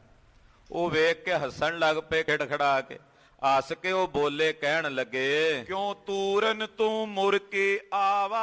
ਕਹਿਣ ਲੱਗੇ, ਬ੍ਰਹਮਦਾਸ ਜੀ ਬੜੀ ਛੇਤੀ ਵਾਪਸ ਪਰਤ ਆਏ ਹੋ, ਕੀ ਗੱਲ ਹੋ ਗਈ। ਹੁਣੇ ਤਾਂ ਹਲੇ ਗਏ ਸੀ, ਜਾ ਕੇ ਕੋਈ ਮਾੜੀ ਮੋਟੀ ਗਿਆਨ ਗੋਸ਼ਟੀ ਤਾਂ ਕਰਦਾ ਆਪਣੇ ਗੁਰੂ ਨਾਲ, ਜਿਹਦੇ ਨਾਲ ਰਾਤ ਦਿਨ ਮਨ 'ਚ ਧਿਆਨ ਲਾਇਆ ਹੋਇਆ ਸੀ। ਅੱਜ ਤੈਨੂੰ ਪ੍ਰਗਟ ਰੂਪ 'ਚ ਮਿਲਿਆ ਤੇ ਬਹਿ ਕੇ ਉਹਦੇ ਨਾਲ ਕੋਈ 4 ਗੱਲਾਂ ਤਾਂ ਕਰਦਾ। ਤੂੰ ਹੁਣੇ ਗਿਆ ਤੇ ਹੁਣੇ ਹੀ ਵਾਪਸ ਪਰਤ ਆਇਆ, ਕੀ ਗੱਲ ਹੋ ਗਈ। ਕਿਉ ਗੁਰੂ ਕਹਿ ਤੋਹਿ ਨਾ ਪਾਵਾ। ਆ ਤੈਨੂੰ ਮਿਲਿਆ ਉੱਥੇ ਕੋਈ ਗੁਰੂ ਕਿ ਨਹੀਂ ਮਿਲਿਆ, ਦੱਸ। ਪੰਡਿਤ ਲੱਜਿਤ ਬੋਲਿਓ ਬਾਨੀ। ਹੁਣ ਉਹ ਪੰਡਤ ਸ਼ਰਮਸਾਰ ਸੀ, ਕਿਵੇਂ ਦੱਸੇ ਵੀ ਔਰਤ ਸੀ, ਔਰਤ ਨੇ ਜੁੱਤੀਆਂ ਮਾਰੀਆਂ ਨੇ। ਬੜਾ ਸ਼ਰਮਿੰਦਾ ਜਿਹਾ ਹੋਇਆ, ਬੋਲਿਆ ਸਿਰ ਨੀਵਾਂ ਕਰਕੇ, ਤੈਂ ਘਰ ਮੈਂ ਇੱਕ ਨਾਰ ਮਹਾਨੀ। ਕਹਿਣ ਲੱਗਾ, ਸੰਤ ਜੀ ਸ਼ਰਮਸਾਰ ਬਾਤ ਹੈ, ਜਿਹੜੇ ਘਰ 'ਚ ਤੁਸੀਂ ਮੈਨੂੰ ਭੇਜਿਆ ਸੀ ਉਸ ਘਰ ਵਿੱਚ ਇੱਕ ਇਸਤਰੀ ਮਿਲੀ ਹੈ ਮੈਨੂੰ। ਕਰੂਰ ਸੁਭਾਵ ਆਏ ਜਿਸ ਕੇਰਾ। ਇਸਤਰੀ ਕਾਹਦੀ, ਉਹ ਤਾਂ ਬੜੀ ਕੁਲੱਛਣੀ ਸੀ, ਕਰੂਰ ਸੁਭਾਅ ਵਾਲੀ ਸੀ। ਉਹਨੇ ਮੈਨੂੰ ਇਹ ਨਹੀਂ ਪੁੱਛਿਆ ਤੂੰ ਕੌਣ ਹੈ, ਕਿੱਥੋਂ ਆਇਆ, ਕੋਈ ਜਲ ਪਾਣੀ ਛਕ ਲੈ। ਮੈਂ ਸਗੋਂ ਉਹਦਾ ਸਤਿਕਾਰ ਕੀਤਾ ਵੀ ਸ਼ਾਇਦ ਇਹ ਹੀ ਗੁਰੂ ਹੈ, ਮੱਥਾ ਟੇਕਿਆ, ਉਹਨੇ ਸਿਰ 'ਚ ਜੁੱਤੀਆਂ ਮਾਰੀਆਂ ਨੇ ਮੇਰੇ। ਬੜਾ ਹੈਰਾਨ ਹੋਇਆ ਮੈਂ ਵੇਖ ਕੇ। ਬੇਮੋਹਤਾਜੇ ਮਾਨ ਕਨੇਰਾ, ਤੇ ਉਹ ਤਾਂ ਬੇਮੋਹਤਾਜ ਆ, ਬੜੀ ਮਾਨੀ ਸੀ, ਬੜੀ ਹੰਕਾਰਨ ਹੋਈ ਇਸਤਰੀ ਸੀ। ਸੁਨ ਸੰਤਨ ਪੁਨ ਬੈਨ ਅਲਾਇਓ, ਸੁਣ ਕੇ ਉਹ ਸੰਤ ਬੋਲੇ, ਕਹਿਣ ਲੱਗੇ ਸੋ ਗੁਰ ਤਵ ਜੈ ਮਨ ਲਾਇਓ। ਕਹਿਣ ਲੱਗੇ ਪੰਡਤ ਜੀ, ਉਹ ਤੁਹਾਡਾ ਗੁਰੂ ਸੀ ਜਿਹਦੇ ਨਾਲ ਤੂੰ ਮਨ ਲਾਇਆ ਹੋਇਆ ਹੁਣ ਤਾਈਂ, ਉਹੀ ਆ ਉਹ ਜਿਹਦੇ ਨਾਲ ਹੁਣ ਤੱਕ ਤੁਹਾਡਾ ਮਨ ਲੱਗਾ ਹੋਇਆ ਸੀ, ਉਹ ਤੁਹਾਡਾ ਗੁਰੂ ਹੈ। ਹੁਣ ਤਾਈਂ ਤੁਹਾਡੇ ਮਨ ਵਿੱਚ ਸੀ, ਅੱਜ ਪ੍ਰਗਟ ਰੂਪ ਵਿੱਚ ਉਹਨੇ ਦਰਸ਼ਨ ਦਿੱਤੇ ਆ ਤੈਨੂੰ। ਹਾਂਜੀ, ਨਿਸਾ ਦਿਓਸ ਜੈ ਕੀ ਲਿਵ ਉਰ ਮੈਂ, ਇਹ ਤੇਰਾ ਉਹੀ ਗੁਰੂ ਹੈ ਜਿਹਦੇ ਨਾਲ ਤੂੰ ਰਾਤ ਦੇ ਨੱਠੇ ਪੈਰ ਆਪਣੀ ਲਿਵ ਲਾਈ ਬੈਠਾ। ਲਖੀਏ ਸੋ ਲਖਮੀ ਤੈਂ ਘਰ ਮੈਂ। ਕਹਿਣ ਲੱਗਾ ਜੀ ਕਿਹੜਾ ਗੁਰੂ? ਅੱਗੋਂ ਮਹਾਤਮਾ ਕਹਿਣ ਲੱਗੇ ਲక్ష్ਮੀ ਹੈ ਉਹ ਮਾਇਆ ਜਿਹਦੇ ਨਾਲ ਤੂੰ ਰਾਤ ਦਿਨ, ਉਹੀ ਤੇਰਾ ਗੁਰੂ ਹੈ ਨਾ। ਆ ਜਿਹੜੀ ਵਿਦਿਆ ਪੜ੍ਹੀ ਇਹ ਵੀ ਲక్ష్ਮੀ ਵਾਸਤੇ ਪੜ੍ਹੀ ਹੋਈ ਹੈ, ਵੀ ਲੋਕ ਪੈਸਾ ਦੇਣਗੇ। ਰਾਤ ਦਿਨ ਉਸ ਲక్ష్ਮੀ ਨਾਲ ਤੇਰਾ ਧਿਆਨ ਲੱਗਾ ਹੋਇਆ, ਉਹਨੇ ਹੁਣ ਤੈਨੂੰ ਪ੍ਰਗਟ ਰੂਪ 'ਚ ਦਰਸ਼ਨ ਦਿੱਤੇ ਐ। ਜੁੱਤੀਆਂ ਤੈਨੂੰ ਤਾਂ ਪਈਆਂ ਨੇ ਕਿ ਤੂੰ ਉਸ ਲక్ష్ਮੀ ਦੇ ਮਾਲਕ ਸੁਆਮੀ ਨੂੰ ਛੱਡ ਕੇ ਉਹਦੀ ਸ਼ਰਨ 'ਚ ਗਿਆ ਸੀ। ਕਹਿਣ ਲੱਗੇ ਵੀ ਉਸ ਲక్ష్ਮੀ ਮਾਇਆ ਦੇ ਸੁਆਮੀ ਕੌਣ ਨੇ? ਕਹਿਣ ਲੱਗੇ ਉਸ ਮਾਇਆ ਦੇ ਸੁਆਮੀ ਧੰਨ ਗੁਰੂ ਨਾਨਕ ਸਾਹਿਬ ਨੇ। ਤੇ ਜਿਹੜੇ ਮਾਇਆਪਤੀ ਪਰਮੇਸ਼ਰ ਨੂੰ ਛੱਡ ਕੇ ਇਹਦੇ ਪਿੱਛੇ ਦੌੜਦੇ ਆ, ਇਹ ਮਾਇਆ ਉਹਨਾਂ ਨੂੰ ਜੁੱਤੀਆਂ ਹੀ ਮਾਰਦੀ ਹੈ। ਤੇ ਜਿਹੜੇ ਇਸ ਮਾਇਆਪਤੀ ਪਰਮੇਸ਼ਰ ਦੀ ਸ਼ਰਨ ਚਲੇ ਜਾਣ, ਫਿਰ ਇਹ ਮਾਇਆ ਉਹਨਾਂ ਦੇ ਪਿੱਛੇ ਪਰਛਾਵਾਂ ਬਣ ਕੇ ਚੱਲ ਪੈਂਦੀ ਹੈ। ਇਹ ਫਰਕ ਸੀ। ਤੇਰਾ ਧਿਆਨ ਜਿਸ ਵਿੱਚ ਦਿਨ ਰਾਤ ਲੱਗਾ ਹੋਇਆ ਸੀ ਨਾ, ਇਹ ਉਹੀ ਸੀ। ਉਸੇ ਨੇ ਤੇਰੇ ਸਿਰ 'ਚ ਜੁੱਤੀਆਂ ਮਾਰੀਆਂ ਨੇ। ਜੈ ਕੋ ਪਾਏ ਨਹੀਂ ਤ੍ਰਿਪਤਾਨਾ, ਇਹ ਉਹ ਲక్ష్ਮੀ ਮਾਇਆ ਜਿਸ ਨੂੰ ਪ੍ਰਾਪਤ ਕਰਕੇ ਤੂੰ ਰੱਜਿਆ ਨਹੀਂ ਹੁਣ ਤਾਈਂ, ਨਾ ਹੀ ਅੱਜ ਤਾਈਂ ਕੋਈ ਮਨੁੱਖ ਰੱਜਿਆ ਹੈ। ਜਿੰਨੀ ਕਿਸੇ ਕੋਲ ਆਵੇ ਉਹਦੇ ਅੰਦਰ ਹੋਰ ਤਾਂਗ ਜਾਗ ਪੈਂਦੀ, ਹੋਰ ਤ੍ਰਿਸ਼ਨਾ ਜਾਗ ਪੈਂਦੀ ਹੈ। ਸਹਿਸ ਕਟੇ ਲੱਖ ਕੋਟ ਧਾਵੈ, ਤ੍ਰਿਪਤ ਨਾ ਆਵੈ ਮਾਇਆ ਪਾਛੈ ਪਾਵੈ, ਹੋਰ ਅੱਗੇ ਵੱਧਦੀ ਚਲੀ ਜਾਂਦੀ ਹੈ। ਤ੍ਰਿਸ਼ਨਾ ਅਧਿਕੇ ਅਧਿਕ ਬਧਾਨਾ, ਇਹ ਲక్ష్ਮੀ ਇਹ ਮਾਇਆ ਜਿਸ ਨੂੰ ਮਿਲਦੀ ਹੈ ਉਹਦੇ ਅੰਦਰ ਹੋਰ ਤ੍ਰਿਸ਼ਨਾ ਪ੍ਰਬਲ ਕਰ ਦਿੰਦੀ ਹੈ। ਹੋਰ ਵੱਧ ਤ੍ਰਿਸ਼ਨਾ ਉਹਦੇ ਹਿਰਦੇ 'ਚ ਹੋਰ ਪ੍ਰਬਲ ਅੱਗੇ ਤੋਂ ਅੱਗੇ ਵੱਧਦੀ ਚਲੀ ਜਾਂਦੀ ਹੈ। ਸ਼੍ਰੀ ਨਾਨਕ ਗਤ ਦਾ ਕੋ ਤਿਆਗੀ, ਤੂੰ ਮੁਕਤੀ ਦਾਤੇ ਦੀਨ ਦੁਨੀਆ ਦੇ ਮਾਲਕ। ਇਹ ਲక్ష్ਮੀ ਜਿਨ੍ਹਾਂ ਦੇ ਚਰਨਾਂ ਵਿੱਚ ਹੱਥ ਜੋੜ ਕੇ ਖੜੀ ਰਹਿੰਦੀ, ਇੱਕ ਲక్ష్ਮੀ ਨਹੀਂ, ਐਸੀਆਂ ਕਰੋੜਾਂ ਲక్ష్ਮੀਆਂ ਹੱਥ ਜੋੜ ਕੇ ਜਿਨ੍ਹਾਂ ਦੇ ਚਰਨਾਂ 'ਚ ਦਾਸੀਆਂ ਬਣ ਕੇ ਖੜੀਆਂ ਰਹਿੰਦੀਆਂ ਨੇ। ਐਸੇ ਦੀਨ ਦੁਨੀਆ ਦੇ ਮਾਲਕ ਧੰਨ ਗੁਰੂ ਨਾਨਕ ਸਾਹਿਬ ਜੀ ਨੂੰ ਤੂੰ ਤਿਆਗ ਕੇ ਆਇਆ ਹੈ, ਉਹਨਾਂ ਨੂੰ ਛੱਡ ਕੇ ਇਸ ਪਾਸੇ ਦੌੜਿਆ ਫਿਰਦਾ। ਭਰਮਤ ਫਿਰਤੇ ਅਪਰ ਅਨੁਰਾਗੀ, ਆ ਹੋਰ ਪਾਸੇ ਭਰਮਦਾ ਫਿਰਦਾ, ਹੋਰ ਪਾਸੇ ਅਨੁਰਾਗ ਕਰੀ ਬੈਠਾ। ਜਾਏ ਛਿਮਾਪਨ ਕੋ ਕਰਵਾਵੋ, ਜਾ ਉਹਨਾਂ ਦੀ ਸ਼ਰਨ ਚੋਹੀ ਤੇਰੇ ਗੁਰੂ ਨੇ। ਉਹੋ ਜਿਹਾ ਗੁਰੂ ਤੈਨੂੰ ਕਿਤੇ ਨਹੀਂ ਮਿਲ ਸਕਦਾ। ਸਤਿ ਸ੍ਰੀ ਅਕਾਲ। ਉਹਨਾਂ ਦੇ ਚਰਨਾਂ 'ਚ ਜਾ। ਜਿਹੜੀ ਭੁੱਲ ਕਰਕੇ ਆਇਆ ਉਹਨਾਂ ਤੋਂ ਬੇਮੁਖ ਹੋ ਕੇ ਹੋਰ ਪਾਸੇ ਗੁਰੂ ਲੱਭਦਾ ਫਿਰਦਾ, ਜਾ ਕੇ ਉਹਨਾਂ ਦੀ ਸ਼ਰਨ 'ਚ ਆਪਣਾ ਅਪਰਾਧ ਬਖਸ਼ਾ ਲੈ। ਉਹ ਬੜੇ ਵੱਡੇ ਬਖਸ਼ੰਦ ਨੇ। ਜਦੋਂ ਸ਼ਰਨ ਜਾਵੇਂਗਾ ਤੈਨੂੰ ਬਖਸ਼ਦਿਆਂ ਢਿੱਲ ਨਹੀਂ ਲਾਉਣਗੇ। ਸ਼ਰਦਾ ਤਰ ਅਡੋਲ ਮਨ ਲਾਵੋ, ਉਹਨਾਂ ਤੇ ਸ਼ਰਧਾ ਧਾਰਨ ਕਰ ਔਰ ਆਪਣਾ ਮਨ ਅਡੋਲ ਕਰਕੇ ਉਹਨਾਂ ਦੇ ਚਰਨੀ ਲਾ ਲੈ। ਕਰੋ ਗੁਰੂ ਗਤ ਹੋਵੇ ਤੇਰੀ, ਉਹਨਾਂ ਨੂੰ ਆਪਣਾ ਗੁਰੂ ਧਾਰਨ ਕਰ ਲੈ ਤਾਂ ਤੇਰੀ ਮੁਕਤੀ ਹੋਵੇਗੀ। ਹੇ ਬ੍ਰਹਮਦਾਸ, ਤਾਂ ਤੇਰੀ ਬੰਦ ਖਲਾਸੀ ਹੋਵੇਗੀ। ਔਰ ਨਾ ਪਾਵੇਂ ਜਗ ਮੈਂ ਫੇਰੀ, ਜਦੋਂ ਉਹਨਾਂ ਨੂੰ ਗੁਰੂ ਧਾਰਨ ਕਰੇਗਾ ਤੈਨੂੰ ਮੁੜ ਕੇ ਸੰਸਾਰ ਵਿੱਚ ਭਵਜਲ 'ਚ ਫੇਰਾ ਨਹੀਂ ਪਾਉਣਾ ਪਵੇਗਾ। ਜਿਹੜੇ ਉਹਨਾਂ ਦੀ ਸ਼ਰਨ 'ਚ ਚਲੇ ਜਾਂਦੇ ਨੇ, ਬਹੁਰ ਨਾ ਭਵਜਲ ਫੇਰਾ, ਉਹ ਮੁੜ ਕੇ ਇਸ ਭਵਜਲ 'ਚ ਨਹੀਂ ਜੰਮਦੇ, ਨਹੀਂ ਮਰਦੇ। ਉਹ ਆਵਾਗਾਉਣ ਤੋਂ ਸੁਤੰਤਰ ਹੋ ਜਾਂਦੇ ਹਨ। ਸੁਨ ਪੰਡਿਤ ਸ਼ਰਦਾ ਧਰ ਪੂਰੀ, ਪੰਡਤ ਨੇ ਮਹਾਰਾਜ ਜੀ ਤੇ ਸ਼ਰਧਾ ਧਾਰਨ ਕਰ ਲਈ ਸੁਣ ਕੇ। ਓਹੋ, ਉਹ ਤਾਂ ਆਪ ਪਰਮੇਸ਼ਵਰ ਨੇ, ਅਕਾਲ ਪੁਰਖ ਨੇ। ਇੱਕਦਮ ਪੰਡਤ ਜੀ ਦੇ ਮਨ 'ਚ ਸਾਹਿਬ ਜੀ ਪ੍ਰਤੀ ਸ਼ਰਧਾ ਬਣ ਗਈ। ਆਨ ਲੀਨ ਪੰਕਜ ਪਦ ਧੂਰੀ, ਆਇਆ ਗੁਰੂ ਚਰਨਾਂ 'ਚ। ਆਉਂਦਿਆਂ ਸਾਰ ਮਹਾਰਾਜ ਜੀ ਦੇ ਚਰਨਾਂ ਤੇ ਡਿੱਗ ਪਿਆ। ਢਹਿ ਕੇ ਸਤਿਗੁਰਾਂ ਦੇ ਚਰਨਾਂ ਤੇ ਗੁਰਦੇਵ ਦੇ ਚਰਨਾਂ ਦੀ ਧੂੜ ਆਪਣੇ ਮਸਤਕ ਤੇ ਲਾਈ। ਉਰਤੇ ਸਗਰੀ ਦ્વੈਤ ਵਿਸਾਰੀ। ਜਿਹੜੀ ਦ્વੈਤ ਸੀ ਨਾ ਪਹਿਲਾਂ ਮਨ ਵਿੱਚ ਗੁਰੂ ਪਾਤਸ਼ਾਹ ਪ੍ਰਤੀ, ਇਹ ਸਮਝਦਾ ਸੀ ਇਹ ਵੀ ਤਾਂ ਕੋਈ ਸਧਾਰਨ ਜੇ ਸੰਤ ਨੇ, ਮੈਂ ਐਡਾ ਵੱਡਾ ਵਿਦਵਾਨ ਆ। ਪਹਿਲਾਂ ਇਹੀ ਦ્વੈਤ ਸੀ ਇਹਦੇ ਮਨ 'ਚ, ਦ્વੈਤ। ਜਦੋਂ ਗੁਰੂ ਚਰਨਾਂ 'ਚ ਨਮਸਕਾਰ ਕੀਤੀ ਤੇ ਹਿਰਦੇ ਦੀ ਜਿਤਨੀ ਦ્વੈਤ ਸੀ ਉਹ ਦ્વੈਤ ਮਿਟਾ ਦਿੱਤੀ, ਦ્વੈਤ ਨੂੰ ਤਿਆਗ ਦਿੱਤਾ। ਪਾਹੁਲ ਲੇਨ ਪਇਓ ਅਧਿਕਾਰੀ। ਸਤਿਗੁਰਾਂ ਦੇ ਚਰਨਾਂ ਦੀ ਪੌਲ ਲਈ ਔਰ ਪਾਤਸ਼ਾਹ ਦਾ ਸੇਵਕ ਬਣ ਗਿਆ। ਸੇਵਕ ਬਣ ਕੇ ਮਹਾਰਾਜ ਜੀ ਦਾ ਸਿੱਖ ਬਣ ਕੇ ਆਪਣਾ ਜੀਵਨ ਨਿਰਵਾਹ ਕਰਨ ਦਾ ਪ੍ਰਣ ਕੀਤਾ। ਸ਼੍ਰੀ ਗੁਰ ਕਰਿਓ ਦੁਰਮਤ ਦੂਰੀ। ਇਉਂ ਸਤਿਗੁਰੂ ਸੱਚੇ ਪਾਤਸ਼ਾਹ ਨੇ ਇਹਦੇ ਅੰਦਰ ਜਿਹੜੀ ਦੁਰਮਤ ਸੀ, ਖੋਟੀ ਮਤ, ਉਹ ਪਾਤਸ਼ਾਹ ਨੇ ਦੂਰ ਕਰ ਦਿੱਤੀ। ਵਿਦਿਆ ਦਾ ਅਭਿਮਾਨ ਸੀ, ਵਿਦਿਆ ਮਾੜੀ ਨਹੀਂ, ਵਿਦਿਆ ਦਾ ਅਭਿਮਾਨ ਮਾੜਾ ਹੈ। ਵਿਦਿਆ ਤਾਂ ਪਾਤਸ਼ਾਹ ਕਹਿੰਦੇ ਭਾਈ ਇਹ ਤਾਂ ਮਨੁੱਖ ਦਾ ਤੀਸਰਾ ਨੇਤਰ ਹੈ, ਪਰ ਜੇ ਹੁਣ ਇਸ ਵਿਦਿਆ ਨੂੰ ਕੋਈ ਮਨੁੱਖ ਪ੍ਰਾਪਤ ਕਰਕੇ ਹੰਕਾਰੀ ਹੋ ਜਾਏ, ਅਭਿਮਾਨੀ ਹੋ ਜਾਏ, ਫਿਰ ਇਹ ਵਿਦਿਆ ਉਹਦੇ ਲਈ ਵਿਸ਼ ਹੈ, ਜ਼ਹਿਰ ਹੈ। ਦੋ ਤਰ੍ਹਾਂ ਦੇ ਸੱਪ ਹੁੰਦੇ ਨੇ, ਮਣੀ ਦੋਨਾਂ ਕੋਲ ਇੱਕੋ ਜਿਹੀ ਹੁੰਦੀ ਹੈ। ਇੱਕ ਸੱਪ ਉਹ ਹੁੰਦੇ ਨੇ, ਅੱਜ ਜਿਵੇਂ ਮੱਸਿਆ ਦੀ ਰਾਤ ਹੈ, ਉਹ ਮੱਸਿਆ ਦੀ ਰਾਤ ਨੂੰ ਆਪਣੀ ਮਣੀ ਕੱਢ ਕੇ ਬਾਹਰ ਜੰਗਲ 'ਚ ਰੱਖ ਦਿੰਦੇ। ਉਹਦਾ ਜਦੋਂ ਚਾਨਣਾ ਹੁੰਦਾ, ਲੋ ਹੁੰਦੀ ਹੈ, ਤਾਂ ਉਹਦੇ ਵਿੱਚ ਕੀੜੇ ਆਉਂਦੇ ਹੈ। ਉਹ ਸੱਪ ਕੀੜੇ ਖਾਂਦਾ ਤੇ ਆਪਣਾ ਢਿੱਡ ਭਰਦਾ ਸਾਰੀ ਰਾਤ। ਦੂਸਰੇ ਸੱਪ ਮਣੀ ਉਹਨਾਂ ਕੋਲ ਵੀ ਇਹੋ ਜਿਹੀ ਹੁੰਦੀ ਹੈ, ਉਹ ਮੱਸਿਆ ਵਾਲੇ ਦਿਨ ਮਣੀ ਨਹੀਂ ਕੱਢਦੇ, ਉਹ ਕੱਢਦੇ ਨੇ ਪੂਰਨਮਾਸ਼ੀ ਵਾਲੇ ਰਾਤ। ਉਸ ਦਿਨ ਰਾਤ ਨੂੰ ਮਣੀ ਬਾਹਰ ਕੱਢ ਕੇ ਉਹਦੀ ਰੋਸ਼ਨੀ ਜਦੋਂ ਨਿਕਲਦੀ ਹੈ, ਉਸ ਮਣੀ ਤੇ ਚੰਦਰਮਾ ਦੀਆਂ ਕਿਰਨਾਂ ਪੈਂਦੀਆਂ ਤੇ ਉਸ ਮਣੀ ਵਿੱਚੋਂ ਅੰਮ੍ਰਿਤ ਦੀਆਂ ਬੂੰਦਾਂ ਜੀਆਂ ਪੈਦਾ ਹੁੰਦੀਆਂ, ਇੱਕ ਰਸ ਜਿਹਾ ਪੈਦਾ ਹੁੰਦਾ ਤੇ ਉਹ ਸੱਪ ਉਸ ਰਸ ਨੂੰ ਪੀਂਦਾ ਤੇ ਉਹਦੇ ਅੰਦਰ ਜਿਹੜੀ ਜ਼ਹਿਰ ਵਧੀ ਹੁੰਦੀ ਉਸ ਜ਼ਹਿਰ ਨੂੰ ਸ਼ਾਂਤ ਕਰਦਾ ਹੈ। ਮਣੀ ਦੋਨਾਂ ਕੋਲ ਇੱਕੋ ਜਿਹੀ ਹੈ, ਇੱਕ ਕੀੜੇ ਖਾ ਰਿਹਾ ਹੈ, ਇੱਕ ਰਸ ਪੀ ਰਿਹਾ ਹੈ। ਵਿਦਿਆ ਹੈ ਮਣੀ, ਵਿਦਿਆ ਮਣੀ ਹੈ। ਇੱਕ ਉਸ ਮਣੀ ਨੂੰ ਪ੍ਰਾਪਤ ਕਰਕੇ ਕੀੜੇ ਮਕੋੜੇ ਭਖਦਾ, ਹੰਕਾਰੀ ਹੁੰਦਾ। ਇੱਕ ਉਸ ਵਿਦਿਆ ਨੂੰ ਪੜ੍ਹ ਕੇ ਨਿਰਭਮਾਨੀ ਹੋ ਕੇ ਆਪਣੇ ਅੰਮ੍ਰਿਤ ਰਸ ਸਵਰੂਪ ਨੂੰ ਬੁੱਝ ਕੇ ਉਹਦੇ ਵਿੱਚ ਸੁਰਤ ਜੋੜਦਾ। ਇਸ ਕਰਕੇ ਪਾਤਸ਼ਾਹ ਨੇ ਇਹਦੇ ਅੰਦਰ ਜਿਹੜਾ ਵਿਦਿਆ ਅਭਿਮਾਨ ਸੀ, ਉਸ ਵਿਦਿਆ ਅਭਿਮਾਨ ਨੂੰ ਨਿਰਵਾਰ ਕੇ ਇਹਦੇ ਅੰਦਰ ਗੁਰਮਤ ਦਾ ਪ੍ਰਕਾਸ਼ ਕੀਤਾ ਹੈ। ਦੀਤ ਪਏ ਪਦ ਪਾਹੁਲ ਰੂਰੀ। ਪਾਤਸ਼ਾਹ ਰਹਿਮਤ ਦੇ ਘਰ ਵਿੱਚ ਆਏ ਨੂੰ ਆਪਣੇ ਚਰਨਾਂ ਦੀ ਪੌਲ ਬਖਸ਼ੀ। ਧਰਮਸ਼ਾਲਾ ਮੈਂ ਸੋ ਬੈਸਾਇਓ। ਪਾਤਸ਼ਾਹ ਨੇ ਇੱਕ ਸੁੰਦਰ ਧਰਮਸ਼ਾਲਾ ਦੀ ਰਚਨਾ ਕੀਤੀ। ਫਿਰ ਉਸ ਧਰਮਸ਼ਾਲਾ ਵਿੱਚ ਇਸ ਬ੍ਰਹਮਦਾਸ ਨੂੰ ਮਹਾਰਾਜ ਜੀ ਨੇ ਆਪਣਾ ਸਿੱਖ ਬਣਾ ਕੇ ਉਸ ਦੇ ਵਿੱਚ ਪ੍ਰਚਾਰਕ ਰੂਪ ਦੇ ਵਿੱਚ ਬਿਠਾ ਦਿੱਤਾ ਵੀ ਤੂੰ ਧਰਮ ਦਾ ਪ੍ਰਚਾਰ ਕਰ।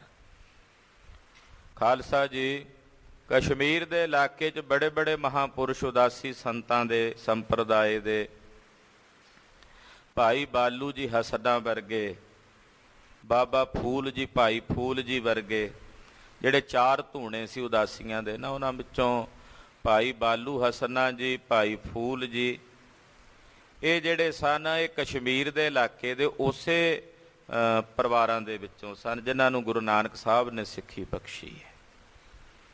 ਤੋ ਬ੍ਰਹਮਦਾਸ ਮਹਾਰਾਜ ਜੀ ਦਾ ਸੇਵਕ ਹੋ ਗਿਆ। ਸਤਿਗੁਰਾਂ ਨੇ ਇਹਨੂੰ ਆਪਣਾ ਸਿੱਖ ਧਰਮ ਦਾ ਪ੍ਰਚਾਰਕ ਬਣਾ ਕੇ ਉੱਥੇ ਧਰਮਸ਼ਾਲਾ ਸਥਾਪਿਤ ਕਰਕੇ ਉਹਦੇ ਵਿੱਚ ਇਹਨੂੰ ਬਿਠਾ ਦਿੱਤਾ ਕਿ ਤੂੰ ਇੱਥੇ ਸਵੇਰੇ ਸ਼ਾਮ ਹਰੀ ਜਸ ਕਰਨਾ, ਸੰਗਤ ਨੂੰ ਪਰਮੇਸ਼ਰ ਦੇ ਚਰਨਾਂ ਨਾਲ, ਨਾਮ ਨਾਲ ਜੋੜਨਾ ਹੈ। ਨਾਮ ਦਾਨ ਇਸ਼ਨਾਨ ਦ੍ਰਿੜਾਇਓ।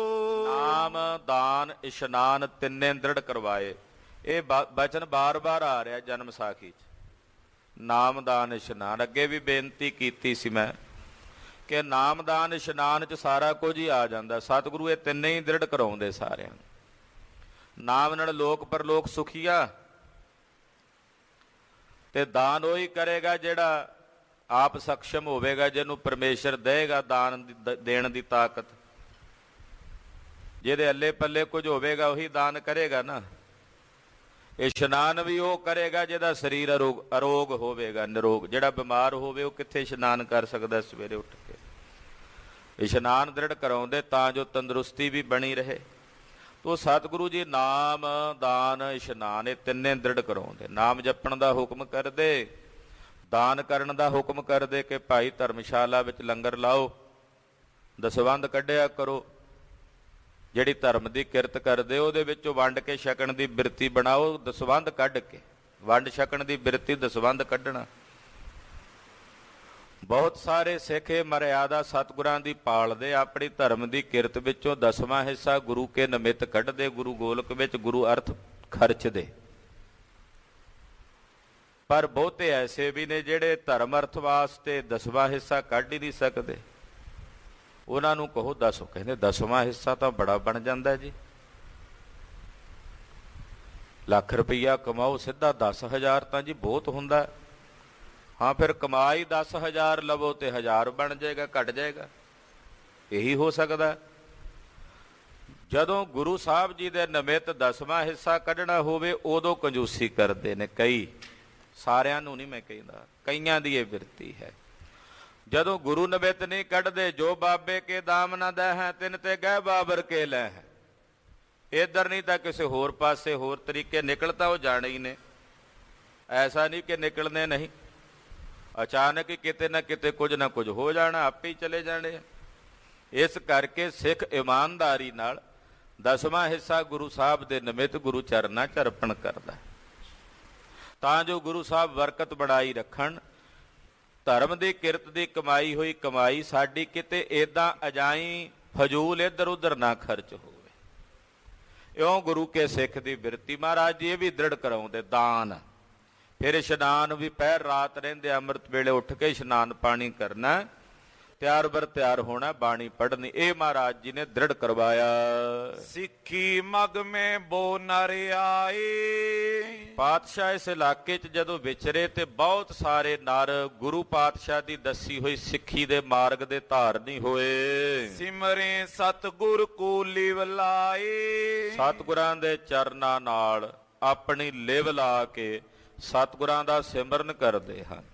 ਸਿਮਰਨ ਕੀ ਕਰਦੇ ਨੇ? ਸਤਿਨਾਮ ਵਾਹਿਗੁਰੂ, ਸਤਿਨਾਮ ਵਾਹਿਗੁਰੂ, ਸਤਿਨਾਮ ਵਾਹਿਗੁਰੂ, ਸਤਿਨਾਮ ਵਾਹਿਗੁਰੂ, ਸਤਿਨਾਮ ਵਾਹਿਗੁਰੂ, ਸਤਿਨਾਮ ਵਾਹਿਗੁਰੂ, ਸਤਿਨਾਮ ਵਾਹਿਗੁਰੂ, ਸਤਿਨਾਮ ਵਾਹਿਗੁਰੂ। ਪਾਤਸ਼ਾਹ ਦਾ ਸਿਮਰਨ ਕਰਦੇ, ਮਹਾਰਾਜ ਜੀ ਦਾ ਭਜਨ ਕਰਦੇ ਹਨ। ਇਤਕ ਦਿਵਸ ਗੁਰ ਰਾਖਿਓ ਡੇਰਾ। ਕੁਝ ਦਿਨ ਸਤਿਗੁਰੂ ਸੱਚੇ ਪਾਤਸ਼ਾਹ ਜੀ ਮਹਾਰਾਜ ਜੀ ਨੇ ਇੱਥੇ ਡੇਰਾ ਰੱਖਿਆ, ਪੜਾ ਕੀਤਾ। ਆਓ ਭਗਤ ਵਿਸਤਾਰ ਕਨੇਰਾ। ਪ੍ਰੇਮਾ ਭਗਤੀ ਦਾ ਵਿਸਥਾਰ ਸਤਿਗੁਰੂ ਜੀ ਨੇ ਕੀਤਾ। ਕਸ਼ਮੀਰ ਵਿੱਚ ਬਹੁਤ ਸਿੱਖੀ ਮਹਾਰਾਜ ਜੀ ਦੀ ਫਲੀ ਭੂਤ ਹੁੰਦੀ ਰਹੀ। ਬੜੇ ਬੜੇ ਨਾਮ ਰਸੀਏ ਗੁਰਸਿੱਖ ਕਸ਼ਮੀਰ 'ਚ ਰਹੇ। 10 ਤੋਂ ਵੱਧ ਮਹਾਰਾਜ ਜੀ ਦੇ ਇਤਿਹਾਸਕ ਸਥਾਨ ਨੇ ਉਸ ਇਲਾਕੇ 'ਚ। ਮਟਨ ਸਾਹਿਬ ਹੈ, ਫਿਰ ਬਾਰਾਮੂਲੇ 'ਚ, ਸ਼੍ਰੀਨਗਰ ਦੇ ਵਿੱਚ 6ਵੇਂ ਪਾਤਸ਼ਾਹ ਦੇ ਸਥਾਨ ਨੇ, ਮਾਈ ਭਾਗ ਭਰੀ ਦਾ ਸਥਾਨ ਹੈ। ਤੋਂ ਪਾਤਸ਼ਾਹ ਦੀ ਬਹੁਤ ਸਿੱਖੀ ਸੇਵਕੀ ਇੱਥੇ ਫਲੀ ਭੂਤ ਹੋਈ। 33 ਵਿਦਾ ਹੋਈ ਬਰਿਆਈ। ਗਰੀਬ ਨਵਾਜ ਪਾਤਸ਼ਾਹ ਜੀ ਜਾਣ ਦੀ ਇੱਛਾ ਕਰਦੇ, ਫਰਮਾਉਂਦੇ ਵੀ ਅਸੀਂ ਜਾਣ ਲੱਗੇ ਹਾਂ। ਇਹ ਅੱਗੇ ਆ ਕੇ ਖਲੋ ਜਾਂਦੇ, ਪਾਤਸ਼ਾਹ ਨਾ ਜਾਓ। ਪ੍ਰੇਮ ਬਸ ਫਿਰ ਮਹਾਰਾਜ ਜੀ ਨੇ ਰਹਿ ਜਾਣਾ। ਅਗਲੇ ਦਿਨ ਫਿਰ ਤਿਆਰੀ ਕਰਨੀ ਨਾ, ਫਿਰ ਰੋਕ ਲੈਣਾ ਮਹਾਰਾਜ, ਕੋਈ ਨਾ ਕੋਈ ਬਹਾਨਾ ਬਣਾ ਲੈਣਾ। ਮਹਾਰਾਜ ਜੀ ਉਹ ਫਲਾਣਾ ਸਿੱਖ ਕਿਤੇ ਗਿਆ, ਉਹਨੂੰ ਆ ਲੈਣ ਦਿਓ। ਪਾਤਸ਼ਾਹ 2-4 ਦਿਨ 5 ਦਿਨ ਏਦਾਂ ਇਹਨਾਂ ਦੇ ਕਹਿਣ ਤੇ ਹੀ ਫਿਰ ਰੁਕ ਜਿਆ ਕਰਨ। ਅਖੀਰ ਮਹਾਰਾਜ ਜੀ ਕਹਿੰਦੇ ਨਾ ਭਾਈ ਹੁਣ ਜਾਣਾ ਹੈ। ਤੁਹਾਡੇ ਵਰਗੇ ਹੋਰ ਵੀ ਬਹੁਤ ਨੇ ਜਿਹੜੇ ਉਡੀਕਦੇ ਐ। ਪਾਤਸ਼ਾਹ ਜੀ ਫਿਰ ਬਰਿਆਈ ਦਾ ਮਤਲਬ ਹੁੰਦਾ ਵੀ ਫਿਰ ਬਰਿਆਈ ਯਾਨੀ ਕਿ ਧੱਕੇ ਨਾਲ ਫਿਰ ਪਾਤਸ਼ਾਹ ਉੱਥੋਂ ਗਏ। ਅਪਰਥਾਨ ਗਮਨੇ ਜਗ ਸਾਈ। ਇੱਥੋਂ ਪਾਤਸ਼ਾਹ ਹੋਰ ਵੀ ਕਸ਼ਮੀਰ ਦੇ ਬਹੁਤ ਸਾਰੇ ਅਸਥਾਨ ਮਹਾਰਾਜ ਜੀ ਨੇ ਪਵਿੱਤਰ ਕੀਤੇ। ਅਨੇਕ ਨਰਨ ਕੋ ਕੀਨੀ ਉਦਾਰਾ। ਅਨੇਕਾਂ ਨਰਾਂ ਦਾ ਅਨੇਕਾਂ ਜੀਵਾਂ ਦਾ ਸਤਿਗੁਰਾਂ ਨੇ ਪਾਰ ਉਤਾਰਾ ਕੀਤਾ। ਗਰਬਨ ਕੋ ਜਿਨ ਗਰਬ ਨਿਵਾਰਾ। ਜਿਹੜੇ ਹੰਕਾਰੀਆਂ ਦੇ ਹੰਕਾਰ ਨੂੰ ਨਿਵਾਰਦੇ ਨੇ ਐਸੇ ਨੇ ਸਤਿਗੁਰੂ। ਜਿਹੜੇ ਹੰਕਾਰੀ ਨੇ ਉਹਨਾਂ ਹੰਕਾਰੀਆਂ ਦਾ ਹੰਕਾਰ ਨਿਵਾਰਦੇ ਹਨ, ਕਿਉਂਕਿ ਸਾਹਿਬ ਨੂੰ ਹੰਕਾਰ ਨਹੀਂ ਪਾਉਂਦਾ। ਦੋਹਰਾ ਸਿੰਧ ਮਹਾਨਦ ਕੇ ਉਰੇ 25 ਕੋਸ ਪਰ ਥਾਨ। ਸਿੰਧ ਦਰਿਆ ਵਗਦਾ ਹੈ, ਸਿੰਧ ਦਰਿਆ ਦੇ ਇਲਾਕੇ 'ਚ ਪਾਤਸ਼ਾਹ ਵਿਚਰ ਰਹੇ ਨੇ। ਉਧਰ ਗਏ ਤਕਰੀਬਨ 25 ਕੋਹ ਤੇ ਇੱਕ ਜਗ੍ਹਾ ਤੇ। ਗਿਰ ਊਚੋ ਕੋਸਕ ਤਹਾਂ ਦੇਖਿਓ ਕਿਰਪਾ ਨਿਧਾਨ। ਪਾਤਸ਼ਾਹ ਨੇ ਇੱਕ ਉੱਚਾ ਜਿਹਾ ਦਰਖਤ ਵੇਖਿਆ, ਉੱਚਾ ਜਿਹਾ ਗਿਰ ਪਹਾੜ ਵੇਖਿਆ ਤੇ ਨਾਲ ਉਹਦੇ ਦਰਖਤ ਲੱਗੇ ਹੋਏ ਨੇ। ਉਹਦੇ ਨੇੜੇ ਇੱਕ ਦਰਖਤ ਵੇਖ ਕੇ ਕਿਰਪਾ ਨਿਧਾਨ ਸਤਿਗੁਰੂ ਜੀ ਆਣ ਸਜੇ ਹਨ। ਚੌਪਈ ਤਰਵਰ ਹਰਤ ਤਰੀ ਥਲ ਸੁੰਦਰ। ਉੱਚਾ ਪਹਾੜ ਹੈ, ਨਾਲ ਸਿੰਧ ਦਰਿਆ ਤੋਂ ਤਕਰੀਬਨ 25 ਕੋਹ ਦੀ ਦੂਰੀ ਤੇ ਇੱਕ ਹਰੇ ਜਿਹੇ ਰੰਗ ਦਾ ਮਹਾਰਾਜ ਜੀ ਨੇ ਸੋਹਣਾ ਛਾਂਦਾਰ ਦਰਖਤ ਵੇਖਿਆ ਔਰ ਉਸ ਦਰਖਤ ਦੇ ਥੱਲੇ ਬੈਠ ਗਏ। ਬੈਠੇ ਗੁਰੂ ਸਗਲ ਗੁਣ ਮੰਦਿਰ। ਐਸੇ ਸਤਿਗੁਰੂ ਜੀ ਜਿਹੜੇ ਸਗਲ ਗੁਣਾਂ ਦੇ ਮੰਦਰ ਨੇ, ਸਾਰੇ ਹੀ ਗੁਣ ਨੇ ਗੁਰੂ ਨਾਨਕ ਸਾਹਿਬ 'ਚ। ਐਸਾ ਕੋਈ ਗੁਣ ਨਹੀਂ ਜਿਹੜਾ ਮੇਰੇ ਸਾਹਿਬ 'ਚ ਨਹੀਂ। ਅਸੀਂ ਤੇ ਗਿਣ ਹੀ ਨਹੀਂ ਸਕਦੇ। ਇੱਕ ਗੁਣ ਵੀ ਮਹਾਰਾਜ ਜੀ ਸੰਪੂਰਨ ਰੂਪ ਵਿੱਚ ਤੁਹਾਡਾ ਨਹੀਂ ਕਹਿ ਸਕਦੇ। ਸਹਿਜ ਸੁਭਾਇਕ ਕੇਤਕ ਕਾਲਾ। ਸਹਿਜ ਸੁਭਾਏ ਕੁਝ ਸਮਾਂ ਮਹਾਰਾਜ ਜੀ ਬੈਠੇ ਰਹੇ। ਨਾਲ ਇੱਕ ਉੱਚਾ ਪਹਾੜ ਹੈ। ਬੀਤ ਗਇਓ ਤਿਸ ਥਾਨ ਕਿਰਪਾਲਾ। ਕਿਰਪਾਲੂ ਸਤਿਗੁਰੂ ਜੀ ਨੂੰ ਬੈਠਿਆਂ ਕੁਝ ਸਮਾਂ ਜਦੋਂ ਬੀਤਿਆ। ਮਰਦਾਨੇ ਕੋ ਜਲ ਕੀ ਚਾਹੂ। ਮਹਾਰਾਜ ਜੀ ਨੇ ਖੇਡ ਵਰਤਾਣੀ ਸੀ, ਤਾਰਨਾ ਸੀ ਕਿਸੇ ਨੂੰ, ਤਦੇ ਆਏ ਨੇ ਇੱਥੇ। ਭਾਈ ਮਰਦਾਨਾ ਜੀ ਬੈਠੇ ਰਹੇ। ਕੁਝ ਸਮੇਂ ਬਾਅਦ ਸਤਿਗੁਰਾਂ ਨੇ ਆਪ ਹੀ ਭਾਈ ਮਰਦਾਨੇ ਨੂੰ ਪਿਆਸ ਲਾ ਦਿੱਤੀ। ਤਾਰਨਾ ਜੋ ਸੀ, ਪਰ ਭਾਈ ਮਰਦਾਨੇ ਦੀ ਪਿਆਸ ਦੇ ਬਹਾਨੇ ਹੀ ਤਾਰਨਾ ਸੀ। ਭਾਈ ਮਰਦਾਨਾ ਜੀ ਨੂੰ ਪਿਆਸ ਲੱਗੀ। ਪਇਓ ਤ੍ਰਿਖਾ ਤੁਰ ਕੈ ਗੁਰ ਪਾਹੂ। ਪਹਿਲਾਂ ਤਾਂ ਕੁਝ ਬੈਠੇ ਰਹੇ, ਫਿਰ ਜਦੋਂ ਜ਼ਿਆਦਾ ਪਿਆਸ ਲੱਗੀ ਤੇ ਪਿਆਸ ਤ੍ਰਿਖਾ ਤੁਰ ਹੋ ਕੇ ਮਹਾਰਾਜ ਜੀ ਨੂੰ ਕਹਿਣ ਲੱਗੇ, ਹੇ ਪ੍ਰਭ ਇਹਾਂ ਨੀਰ ਨੈ ਨੇਰੇ। ਭਾਈ ਮਰਦਾਨੇ ਨੇ ਸੱਜੇ ਖੱਬੇ ਨਿਗਾਹ ਜ਼ਰੂਰ ਮਾਰ ਲਈ ਸੀ ਪਹਿਲਾਂ ਵੀ ਕਿਤੇ ਪਾਣੀ ਦਿਸੇ। ਮਹਾਰਾਜ ਜੀ ਇੱਥੇ ਕਿਤੇ ਪਾਣੀ ਨਜ਼ਰ ਨਹੀਂ ਆਉਂਦਾ, ਨੇੜੇ ਕਿਤੇ ਪਾਣੀ ਹੋਵੇ ਤੇ ਤੁਸੀਂ ਤਾਂ ਜਾਣੀ ਜਾਣੋ ਇਹ ਧਰਤੀ ਰਚੀ ਤੁਸੀਂ ਹੈ, ਤੁਹਾਨੂੰ ਪਤਾ ਕਿੱਥੇ ਪਾਣੀ ਹੈ ਕਿੱਥੇ ਨਹੀਂ ਹੈ। ਮਹਾਰਾਜ ਕਿਰਪਾ ਕਰੋ, ਦੱਸੋ ਵੀ ਕਿਤੇ ਨੇੜੇ ਤੇੜੇ ਪਾਣੀ ਹੋਵੇ। ਕਰਨ ਪਾਨ ਕੀ ਇੱਛਾ ਮੇਰੇ। ਮੈਨੂੰ ਇੱਛਾ ਹੋ ਰਹੀ ਹੈ, ਪਿਆਸ ਬੜੀ ਡਾਢੀ ਲੱਗੀ ਹੋਈ ਹੈ, ਮੈਂ ਜਲ ਛਕਣਾ ਚਾਹੁੰਦਾ ਹਾਂ। ਰਾਵਰ ਕੋ ਸਭ ਗਿਆਤਾ ਅਹੇ। ਮਹਾਰਾਜ ਤੁਸੀਂ ਹੋ ਜਾਣੀ ਜਾਣ, ਤੁਸੀਂ ਹੋ ਗਿਆਤਾ ਸਰਬ ਪ੍ਰਕਾਰ ਕਰਕੇ। ਕਰੋ ਬਤਾਵਨ ਜੈਠਾਂ ਲਹੇ। ਮਹਾਰਾਜ ਜੀ ਆਪ ਜੀ ਕਿਰਪਾ ਕਰਕੇ ਦੱਸੋ ਜਿੱਥੋਂ ਪਾਣੀ ਮਿਲ ਸਕੇ, ਜਲ ਮਿਲ ਸਕੇ। ਜੇ ਨੇਰੇ ਨੇ ਚਲੋ ਅਗਾਰੀ। ਜੇ ਕਿਤੇ ਇੱਥੇ ਨੇੜੇ ਤੇੜੇ ਜਲ ਨਹੀਂ ਹੈ ਤਾਂ ਮਹਾਰਾਜ ਜੀ ਫਿਰ ਆਪਾਂ ਇੱਥੋਂ ਕਿਤੇ ਹੋਰ ਅੱਗੇ ਟੁਰ ਚੱਲੀਏ। ਇੱਥੇ ਬੈਠੇ ਕੀ ਕਰਦੇ ਆ? ਜੇ ਇੱਥੇ ਪਾਣੀ ਨਹੀਂ ਆ ਕਿਤੇ ਹੋਰ ਚੱਲੀਏ, ਉੱਥੇ ਚੱਲ ਕੇ ਪਾਣੀ ਦਾ ਪ੍ਰਬੰਧ ਕਰੀਏ। ਬੈਠੋ ਤੈ ਜੈ ਸੁੰਦਰ ਬਾਰੀ। ਮਹਾਰਾਜ ਜੀ ਇਸ ਪਹਾੜ ਦੀ ਜੜ ਵਿੱਚ ਆਪ ਜੀ ਆ ਕੇ ਸਜ ਗਏ ਹੋ ਤੇ ਆਪਾਂ ਕਿਤੇ ਹੋਰ ਟੁਰ ਚੱਲੀਏ, ਜਿੱਥੇ ਪਾਣੀ ਹੋਵੇ ਉਸ ਪਾਣੀ ਦੇ ਕੰਢੇ ਜਾ ਕੇ ਆਸਣ ਲਾ ਲਈਏ। ਸ਼੍ਰੀ ਨਾਨਕ ਸੁਨ ਕਹਿ ਕੈ ਬਾਣੀ। ਜਦੋਂ ਭਾਈ ਮਰਦਾਨੇ ਨੇ ਉਹ ਬੇਨਤੀ ਕੀਤੀ, ਜਗਤ ਗੁਰੂ ਪਾਤਸ਼ਾਹ ਨੇ ਬੇਨਤੀ ਸੁਣੀ। ਕਰੋ ਪਾਨਿਤ ਹੀ ਟਿਗ ਪਾਨੀ। ਮਹਾਰਾਜ ਜੀ ਕਹਿੰਦੇ ਮਰਦਾਨਿਆਂ ਪਾਣੀ ਕੋਈ ਬਹੁਤੀ ਦੂਰ ਨਹੀਂ, ਇੱਥੇ ਨੇੜੇ ਹੀ ਹੈ, ਬਹੁਤੀ ਦੂਰ ਨਹੀਂ, ਇੱਥੇ ਨੇੜੇ ਹੀ ਪਾਣੀ ਆ, ਤੈਨੂੰ ਪੀਣ ਨੂੰ ਮਿਲ ਜਾਏਗਾ। ਉੱਪਰ ਗਿਰ ਕੇ ਚੜੋ ਅਗਾਰੀ। ਆ ਸਾਹਮਣੇ ਪਹਾੜ ਹੈ, ਕੋਈ ਬਹੁਤਾ ਉੱਚਾ ਨਹੀਂ, ਇਹਦੇ ਉੱਤੇ ਚਲਾ ਜਾ। ਤੈਂ ਫਕੀਰ ਇੱਕ ਵਲੀ ਕੰਧਾਰੀ। ਇਸ ਪਹਾੜ ਦੇ ਉੱਤੇ ਇੱਕ ਮੁਸਲਮਾਨ ਫਕੀਰ ਰਹਿੰਦਾ ਹੈ ਔਰ ਉਸ ਮੁਸਲਮਾਨ ਫਕੀਰ ਦਾ ਨਾਮ ਹੈ ਵਲੀ ਕੰਧਾਰੀ। ਜਿੱਥੇ ਮੇਰੇ ਸਾਹਿਬ ਆ ਕੇ ਬੈਠੇ ਨੇ ਹਸਨ ਅਬਦਾਲ ਦਾ ਇਲਾਕਾ ਹੈ ਔਰ ਇਸ ਸਥਾਨ ਦਾ ਅੱਜ ਕੱਲ੍ਹ ਨਾਮ ਹੈ ਗੁਰਦੁਆਰਾ ਸ੍ਰੀ ਪੰਜਾ ਸਾਹਿਬ। ਗਰੀਬ ਨਵਾਜ ਪਾਤਸ਼ਾਹ ਜੀ ਇੱਥੇ ਬੈਠੇ ਹਨ। ਖਾਲਸਾ ਜੀ ਪੰਜਾਬ ਦੀ ਵੰਡ ਤੋਂ ਪਹਿਲਾਂ ਹਸਨ ਅਬਦਾਲ ਦੇ ਇਸ ਇਲਾਕੇ 'ਚ ਪੰਜਾ ਸਾਹਿਬ 'ਚ ਸਿੱਖੀ ਦਾ ਬੜਾ ਵੱਡਾ ਪ੍ਰਚਾਰ ਦਾ ਗੜ੍ਹ ਸੀ, ਕੇਂਦਰ ਸੀ।